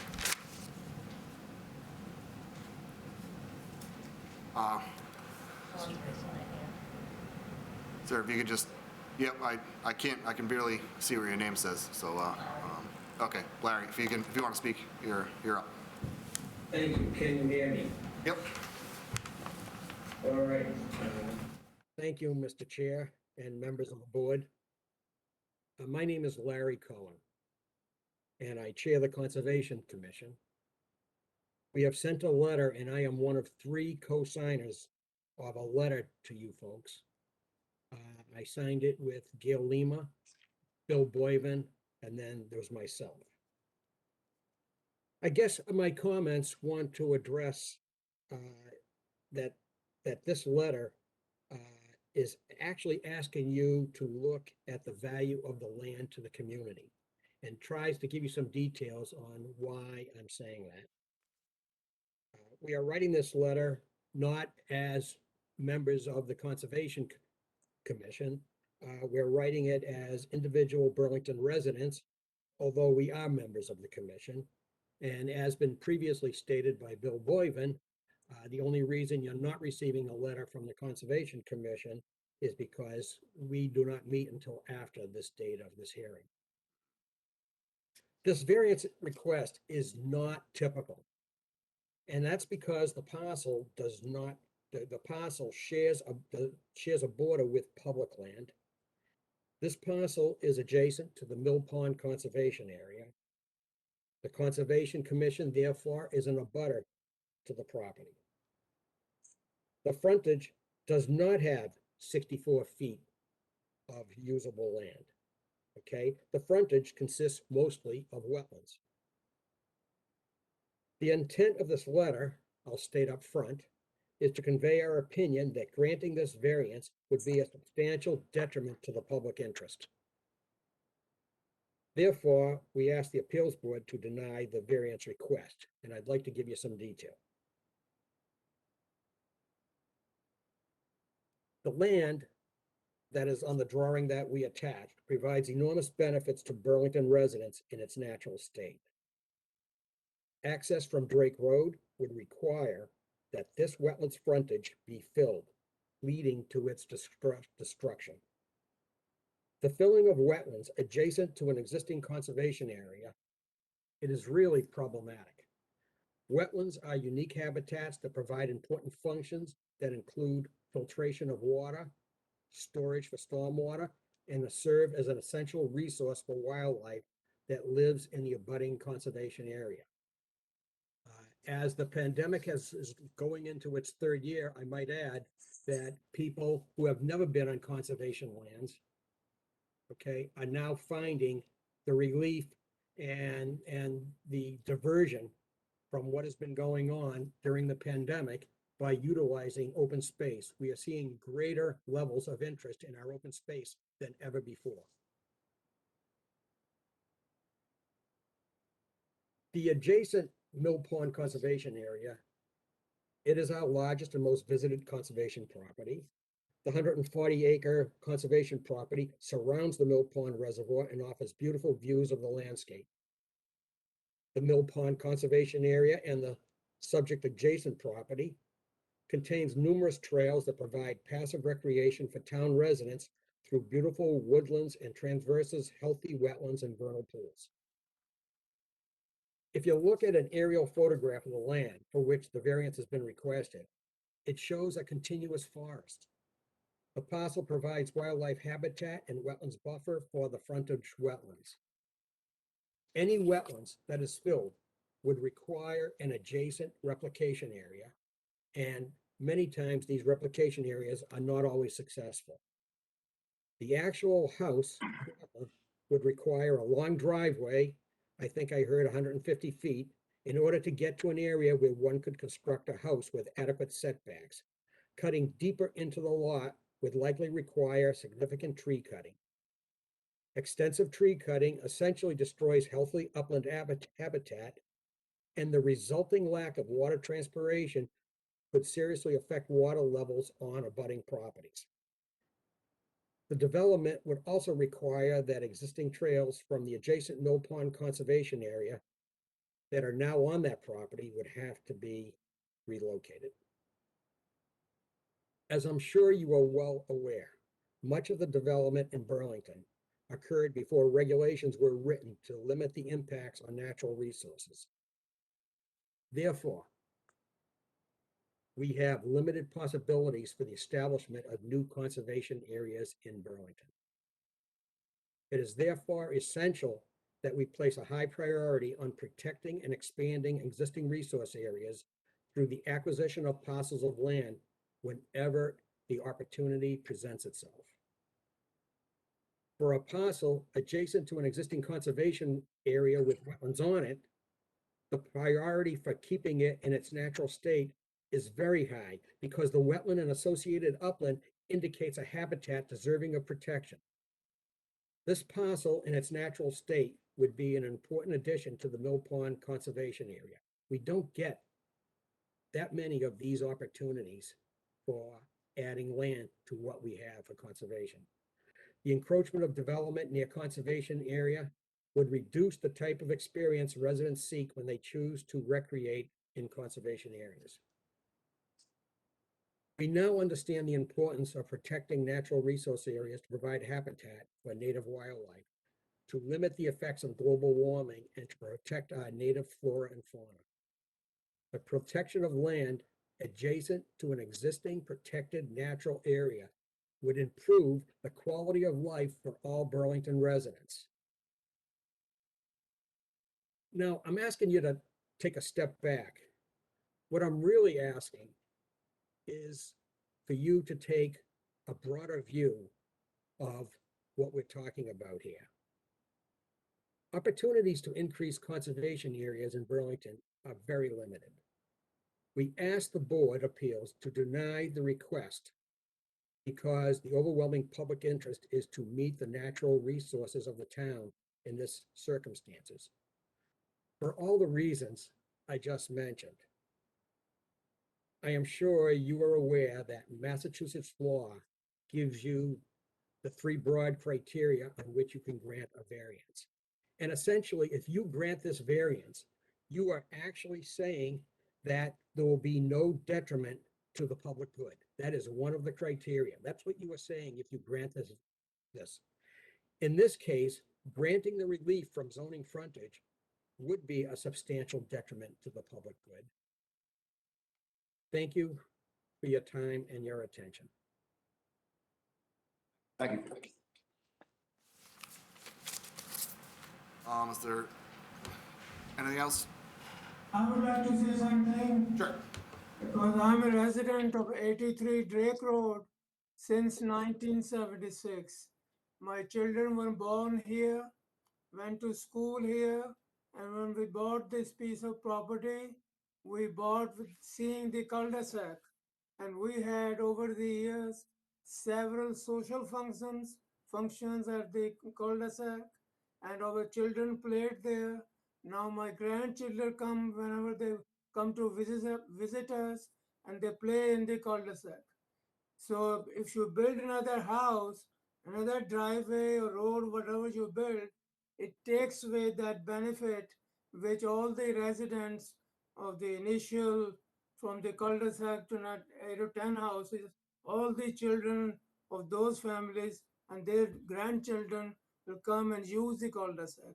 So putting a driveway or anything is an obstruction of the environment which existed all these years. And I think it's detrimental to the public advantage of cul-de-sac. So I, a resident of 83 Drake Road, oppose the granting of variance to the company. So I'm strongly opposed to it. I want to make it limited. I have some medical problems. I didn't have a chance to go to town hall or look at the plans and things, so I could rationally add more to it. But time given was very short to look at the property. And in this period of COVID and everything, it's not easy to go for senior people to go to town hall. So if I could get the map plan of the thing, I could, I'm an engineer by profession. I could look at it from that point of view. What things get into building another piece of land. So I think it will be adding more traffic. Now, in the cul-de-sac and a few houses there before Chandler Road, they have, children have played without any thinking about the more traffic coming in there. So there's a lot of consideration, and enough has been said about the conservation land, and it was a great value to us. In fact, in our yard, deers come and they eat the plants we plant in the backyard, and we encourage the deer to come and eat. So we try to support the animals, and in that way we haven't put barriers for the animals to move around. So I think this is a big change in the environment in which I have lived here since 1976, and I have paid lots of taxes to the town to enjoy this environment. So I think you're taking away what I was used for 50 years or 60 years. and there are other people in the same boat. So I strongly object the granting of variance. Thank you. In the virtual audience that would like to speak for or against this case? Yes, this is Gail Lima. I'd just like to make a few comments, please. Sure. Hi, I am also a conservation member, but also, as a conservation member and a butter, but I go through this area quite a bit. In fact, just maybe two weeks ago, myself and an intern from Conservation Department led a town walk that went through the area, hike that several Burlington residents participated in. So it's unfortunately, through this area, there's a existing trail that's been there since before I lived here, and I've lived here for over 20 years now. And this trail, unfortunately, part of it actually cuts across this property.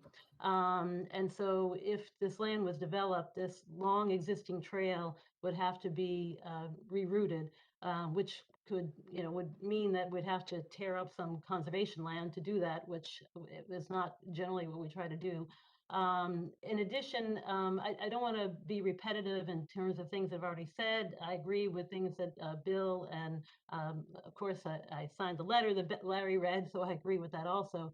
But just to emphasize a few points, the wetlands that are in the area, there's the wetlands that are important at the end of the cul-de-sac, but at the end of this property, there's another very large, very important wetland in the conservation area.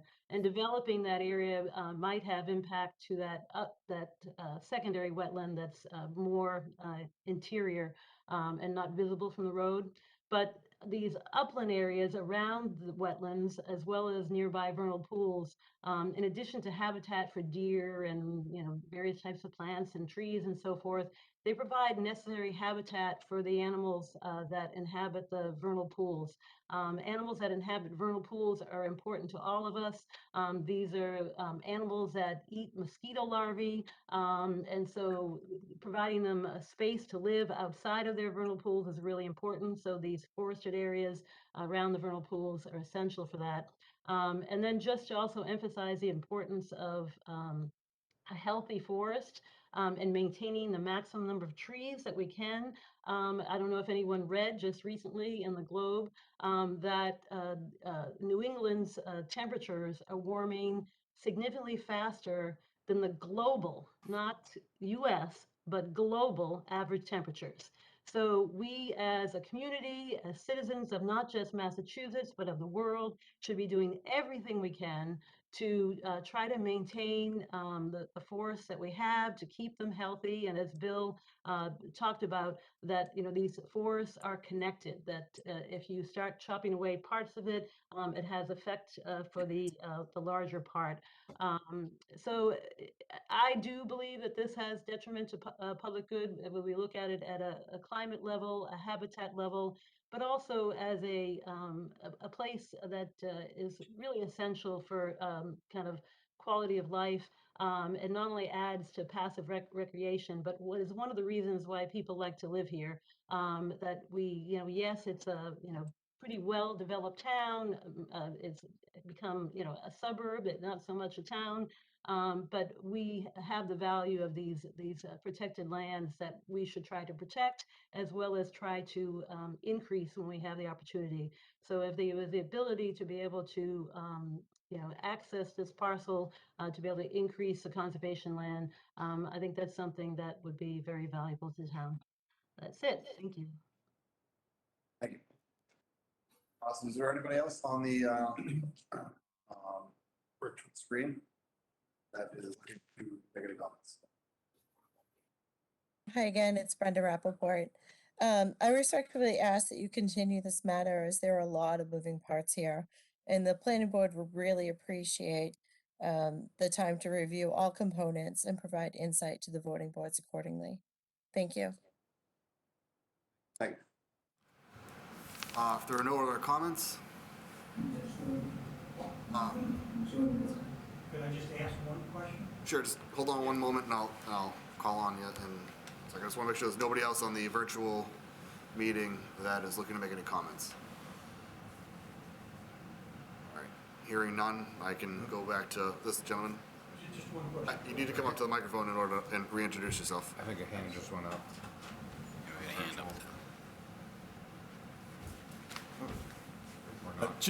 Simple question is, So sorry, just procedurally, can you reintroduce yourself again? Yeah, Frank Martin, 52 Channel Road. Thank you. One of the abutters. I just wanted to find out, what's your plan for voting on? We haven't really gotten that far yet. Okay, so you don't think it'll be tonight? I can't tell you that You don't yet. know that? I can't tell you that. Will that be while we are here or after we are? You will know before this meeting's over, absolutely. Okay, fine. We'll know by the end of the meeting. Okay, thanks, sir. Thank you.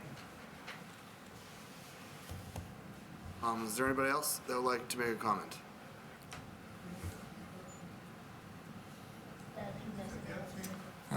Ed? Virtually? No? Okay. Well, we're gonna keep the public hearing open for now, I think, and then we'll, take. I'd just like to make a couple comments, if I could, Mr. Chair, once you're ready for that. Yep, we're ready. Just to kind of respond to a few of the things that came up. And the main one is, everybody's in favor of conservation land, and I don't disagree with anything pretty much anybody said as far as that stuff goes. I understand that. But I think this is not town conservation land. This is private property that's owned by a person who paid money for it and has been paying taxes on it. And like anybody else who buys an asset, I would submit he has the right to try to maximize the value of his asset. We all do that. Fixed our house up to make it worth more money. You know, this is not, if there's a procedure out there where a town can take somebody's property if they think they need it for a reason, and there's laws about that, and there's a process about that, and the town has to pay money for that. This lot of land has been sitting here since 1971, and to my knowledge, no effort has been made on behalf of the town or any of the departments within the town to take this land or to offer to buy this land or express interest in this land. And perhaps everybody just assumed it was part of the large area of conservation land behind it, going all the way back to the reservoir. But the fact of the matter is, the town just can't take somebody's property because it has trees on it, or whatever. This is private property, and we have laws about that. So I just want the board to remember that as part of the context within which they're looking at all of this. This, granted, is a large wooded parcel of land, and we all know the trees are good, and they're crucial to the, but it's private property. And so within that context, I would just encourage you to look at it. And there was a request, I think, from Chairman Rappaport to continue this for the planning board to review it. Again, the same way that I mentioned at the beginning, we were going to have to go before the Conservation Commission on this before it goes any further. You guys, and I think the chair put it well, you're the first step on the ladder. It's a very high ladder. We also would have to go to the planning board. And again, there's processes. You go to the planning board, the Board of Health weighs in, the Conservation weighs in there. This is a long step-by-step process, and this is just the first step. So I would respectfully ask you that you don't continue this to give the planning board time to look into it, because they'll have plenty of time to look into it when it gets to their part of the ladder. And the same thing with the conservation. There's going to be relief that's going to be required from the Conservation Commission. If the Conservation Commission doesn't grant it, this project is dead on the vine. You know, there were plenty of opportunities and public hearings before the various boards to look at their particular area of expertise and their responsibility throughout this process. This is just the first step, and this is strictly for the variance, and not to beat a dead horse, but there's a Chapter 48 sets forth what the criteria necessary to get a variance. And I think we've established that. That doesn't necessarily mean they're going to build a house there. There's still a long way to go before we get to that point. But this is just the first step. I just have a quick question before I open it up to the board for clarification. in your experience, when you go to the Conservation Commission for like a driveway that's going through like a wetlands area, is that a possibility? How would you mitigate that, I guess? Yeah, there's, frankly, on the conservation thing, and Bill obviously knows more about it than I do, we have a wetlands expert that handles that part of it.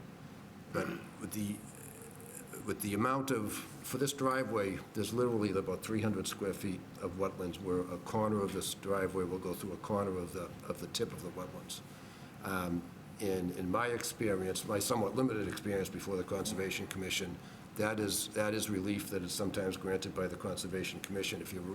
If there's a small piece that you replicate elsewhere on the property, so there's not a net loss of wetlands, again, I'll defer to Bill on that, but it's the Conservation Commission has discretion as to whether or not to grant it, and there's criteria under the statute and the bylaws and whatnot, so it's a process like anything else. But it is possible to get that type of relief in roughly a 300 square foot parcel of wetlands. In my experience, is not an unusual type of relief that I've seen the Conservation Commission grant. Okay, in just your experience, is it typically the same process if it's a driveway or a road? Well, the road obviously is wider, Yeah. so there's going to be more wetlands involved. Sure, okay. Obviously, the larger the portion of the wetlands that you have to replicate, the more that might be problematic. You can go up to 5,000 square feet, I think, of wetlands under the state law. Okay. And we wouldn't be looking for that amount even if we were putting a road in there. So, but again, that's ultimately up to the Conservation Commission in their discretion to grant or not grant, depending on the situation and the facts presented to them at the time. Okay, thank you. So I think at this point, we just open back up to the board for any questions. We'll start down. All right, 1 second, I'll get back to the public and I'll give you another chance to speak. John? Yeah, I don't have any comments yet. I'm going to still listen. Okay, Mark? So I would ask Tom, in terms of the chair of the planning board, what would be the prejudice to the applicant to just allow them to weigh in essentially on the... Prejudice, well, time obviously is one thing. These things, we start here, then if we file with the planning board next, or Concom, I'm not sure what the next step is going to be. If we will file a package for planning board tomorrow, we wouldn't get on their agenda till at best the end of February, maybe even into March. So the longer you drag it out at this end, the further it pushes it back at the other end. No, it's only 2 weeks though, right? If you've already agreed to provide an abutter some information, right? So. Well, I agree. I mean, they didn't get the package that went out, so I told them I'd send it to them. But I just don't know.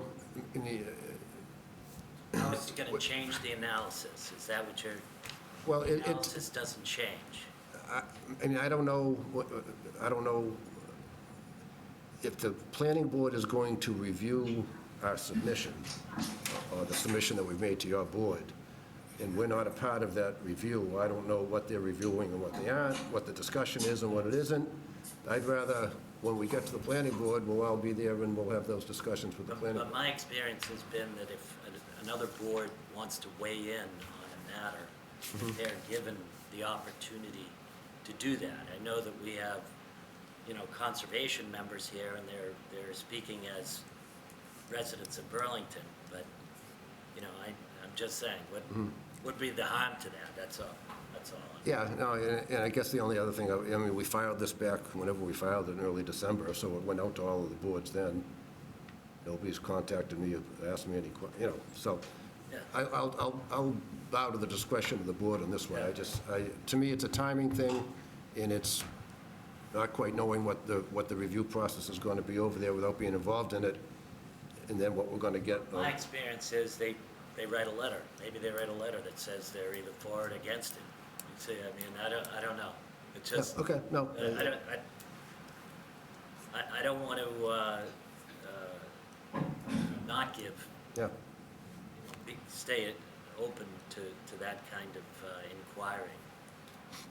Understood. Not to say that I'm no, I understand. for or against. I'm just No, All those in favor of an open sure. roster? Anything else? Jeremy? I don't have anything else right now. Mr. Chair, may I speak? This is Barbara Lurie. Can you, I'm sorry, I didn't catch the name, but if you can hold on one second, I'm going to open it back up to the public in a minute. Oh, sure, sorry. Joe, you have any comments? Yeah, my view on it, it's been in the same hands for about 50-plus years. And the wetlands at the end of the cul-de-sac could be man-made by the town as well. Drake Road drains onto that, so that could be man-made, so I'm sure there's, you know, infrastructure, today's day and age, it'd be called the crossing to get access to it. So I don't, looking at the topography, it looks more upland, not like a bowl effect like it's retaining water. The topography's going up, it's upland. So, you know, and it's abutting hundreds of acres, if not 1,000 acres. So you're looking at less than 1%. You know, that ain't even 1% of what we're talking about for a crossing. And like I said, that could be man-made from the town by not having proper curbing and drainage there. So we don't, you know, yeah, it's marked as wetlands, but that could be man-made. That's just my outlook. Thanks. And Jeff? I'll tell you afterwards. I got a theory how you just don't even need. You have any comments? Yeah, it looks like the driveway would be less obtrusive than a road, but I don't know if we're going to wait for the other boards to weigh in or not. I'd be open to hear from them. Yeah, thank you. So my only other comment for you, just we'll open this back up in a second, is that I think that sounds like every board in this town is going to get a bite at the apple. So whether or not we vote on this today or in 2 weeks, I think everybody's going to get a shot at the at this property. But so I think that we'll open this back up, and I just preface that by saying, you know, I'd like to hear, you know, if we can keep it to just clarifications and new comments. I think we've all heard everybody's concerns tonight. I think that might be good so we can keep on a timely manner. So is there anybody in the audience currently that wants to update? I'm going to start with Mr. Bowen. Still got that lady up there. Thank you. I'm Bill Boyven again. A couple of comments on the remarks that were made. Replication is required if wetlands are filled. Now, the Wetland Protection Act looks at wetlands, and there's three basic zones if you get near affecting a wetland during construction. First, there is the buffer zone. It's 100 feet around the edge of the wetland. That any work done in that area has to go before the Conservation Commission, so the Conservation Commission can evaluate whether the project would have an impact on the wetland.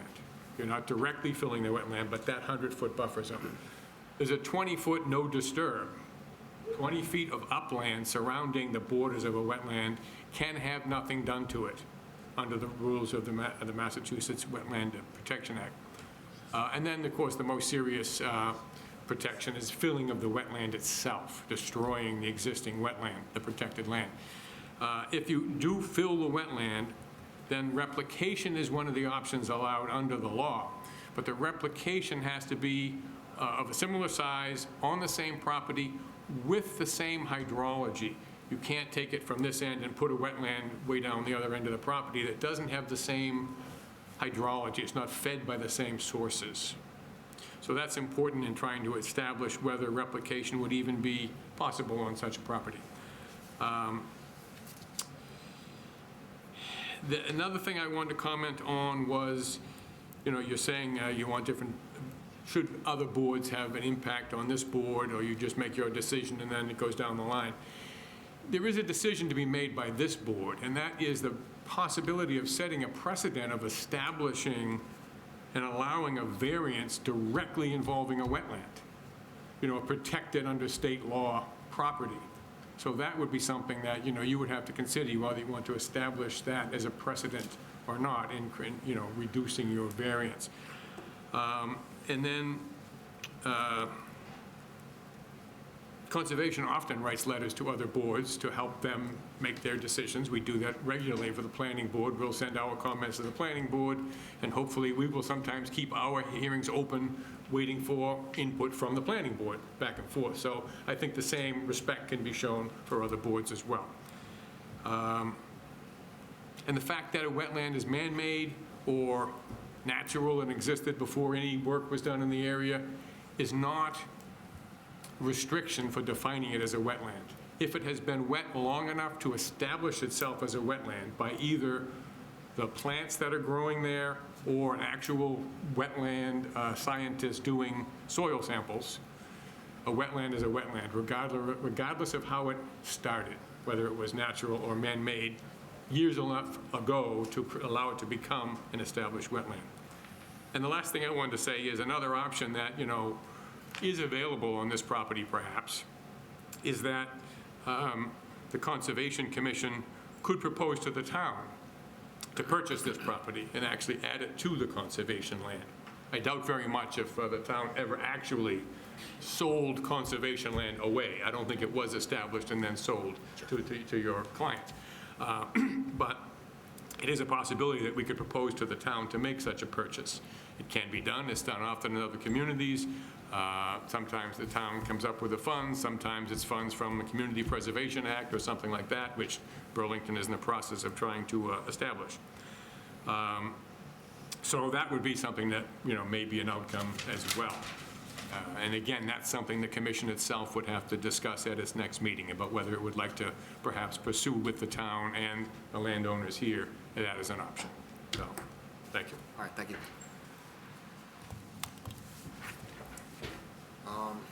Sir, if you want to come up, yep.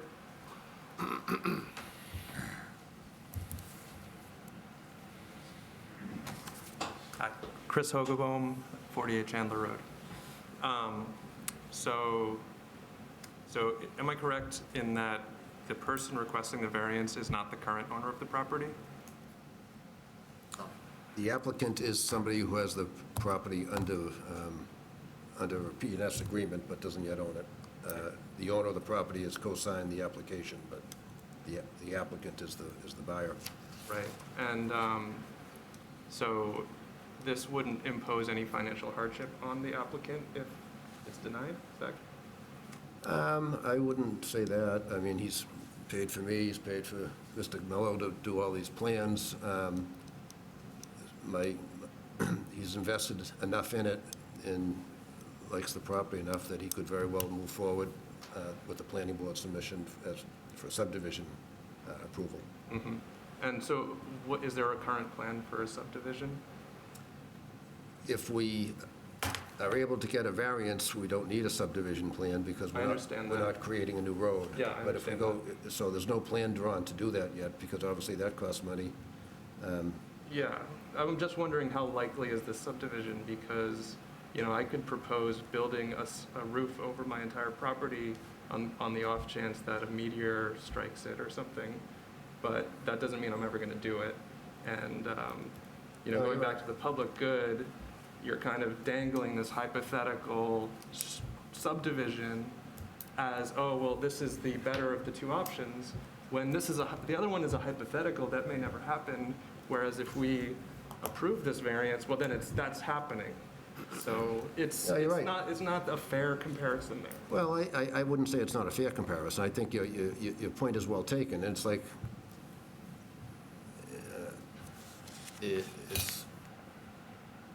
if he is successful in going with the subdivision and the added expense and the added time, he will probably have it subdivided into 3 lots. And we all know what the price of land in Burlington is nowadays, so those are very valuable assets. Will he get it? I don't know. There's a lot of steps to go before we get to that point. So one of the, I don't mean to be threatening things, but what I'm trying to put out as an option that is worth considering is that this could be done in a way that there's only going to be a driveway in one house, and a property owner who's going to live there, who will be willing to work with conservation and anybody else in terms of mitigating things and doing it in a way to protect the environment. And you can, from an administrative or a permitting standpoint, you can take, it's like door number one, door number two, door number three. You take door number one, you know what you're getting. Door number three could be a lot worse if you're successful in doing that. And that's, land is valuable nowadays in Burlington. You know, we all know that. And it's, I think we agree with that in more than one way. right, but a lot of the building in town was done in the 60s and 70s and 80s. The only vacant land left now are these one-off type of places that aren't the greatest places to build houses, frankly. And 30 years ago, nobody would ever thought of doing it. But nowadays, when you're getting the kind of money that a buildable lot is worth nowadays, they come into the scope of developable land. Thank you. Thank you. Is there anybody else from the audience that would like to add anything? Sure. Sure, come on up. Reintroduce yourself. Basically, as a, Frank Martin, 52 Chandler Road. Basically, as a follow-up to that question that he was just bringing forth down through there. If you deny the variance for him, I understand that the option put forth that they're dangling out there in front of us for a carrot is the fact that they would then have to still build a cul-de-sac somewhere in that property. Do they still have to come back to you to put a road in? No. They would not have to come back to you. You need a variance for the road. They would have to go through conservation, I'm most sure to go through wetlands, but I know that's not for you to answer. And the planning board also. The planning board and everything else down through there. Yes. So I implore you to vote against this variance. We will fight them on the other side. I think it's a detriment to the town, to the area, and I like the other person's suggestion that you give us a chance to go before town meeting to use some of the funds in the town to purchase the land from Murray, not sell it to Litchfield, convert it to town conservation land. I implore you to deny this. We'll fight them on the other end. All right, thank you. Thank you.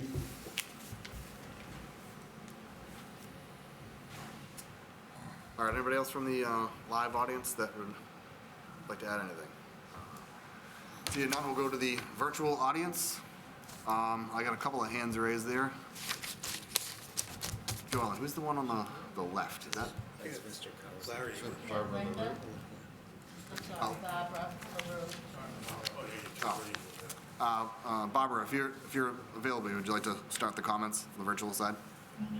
Yes, hi, this is Barbara LaRue. I'm a member of the planning board, and I would like to reiterate the request by our chair, Brenda Rappaport, that you continue this matter to give the planning board time to weigh in.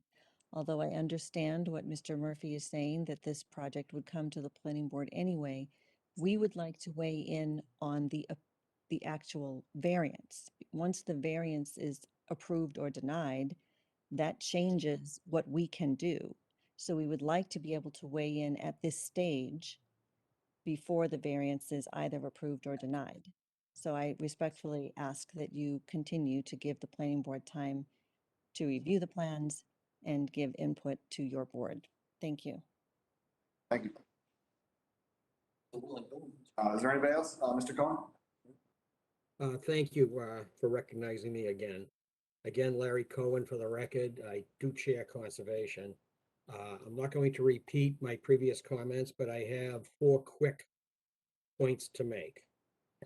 The first is I'd like to amplify what Bill Boyven said with simply stating that he talked about the areas that are reviewed and protected against wetlands.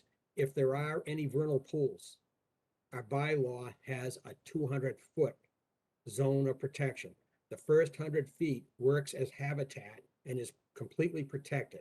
The second 100 feet with a vernal pool. The second 100 feet is the area where the review of construction takes place.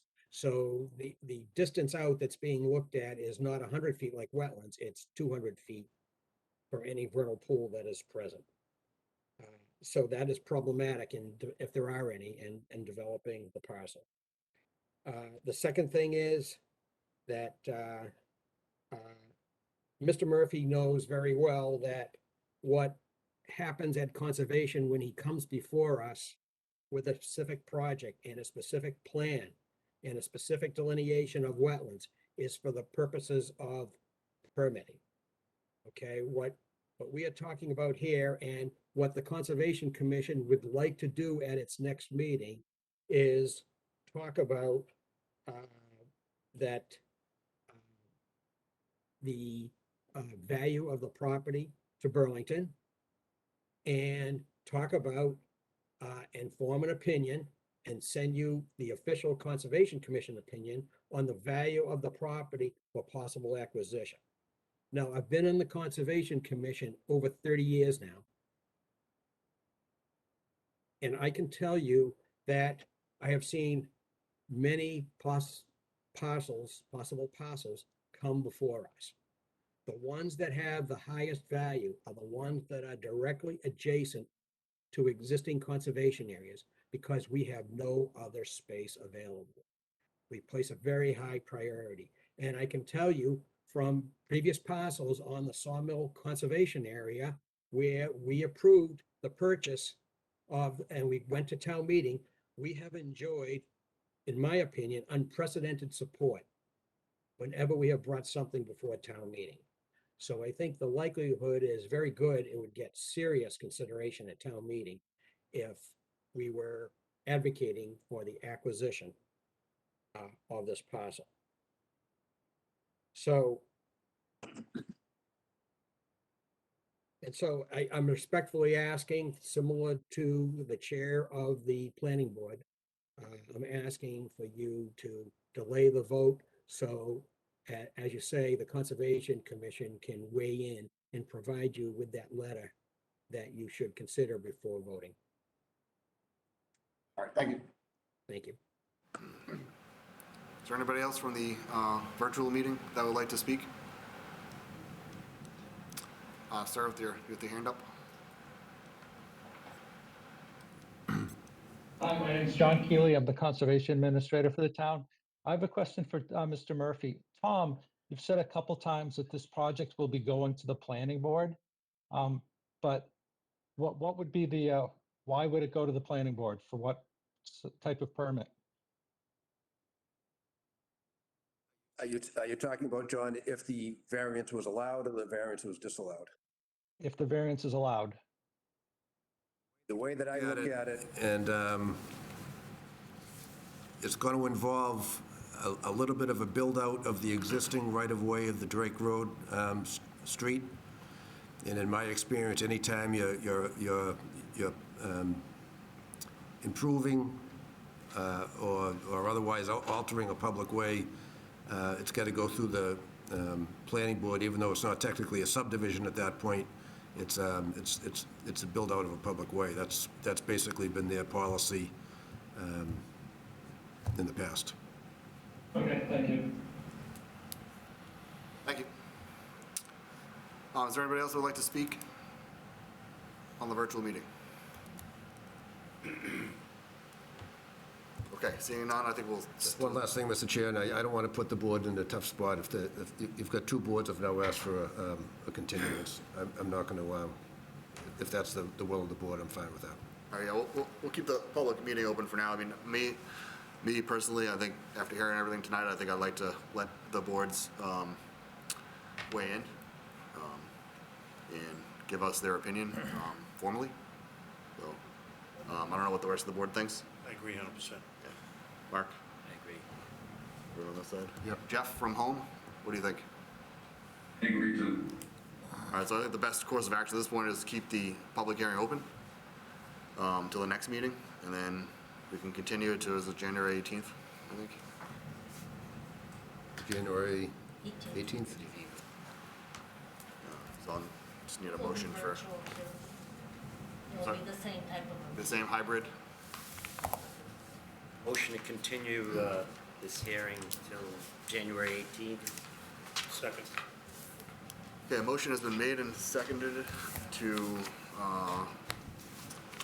continue Drake Road to January 18th, 2022 at 7:30. All those in favor? Aye. Thank you, Mr. Chairman. Thank you, members of the board. Thank you. Cul-de-sac in the road. There was something, a cul-de-sac. Hold on 1 second.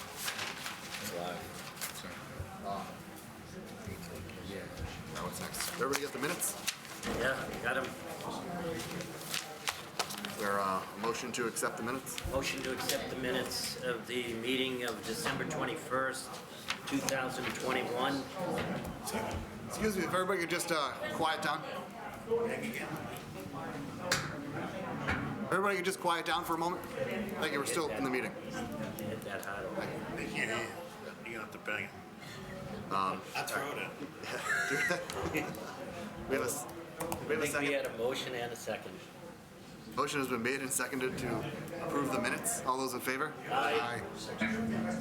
I can't hear with everyone talking. Yeah, We- Jeff, we don't need your vote currently, so you're all right. And if there's no other business? Other business, motion to adjourn. Second.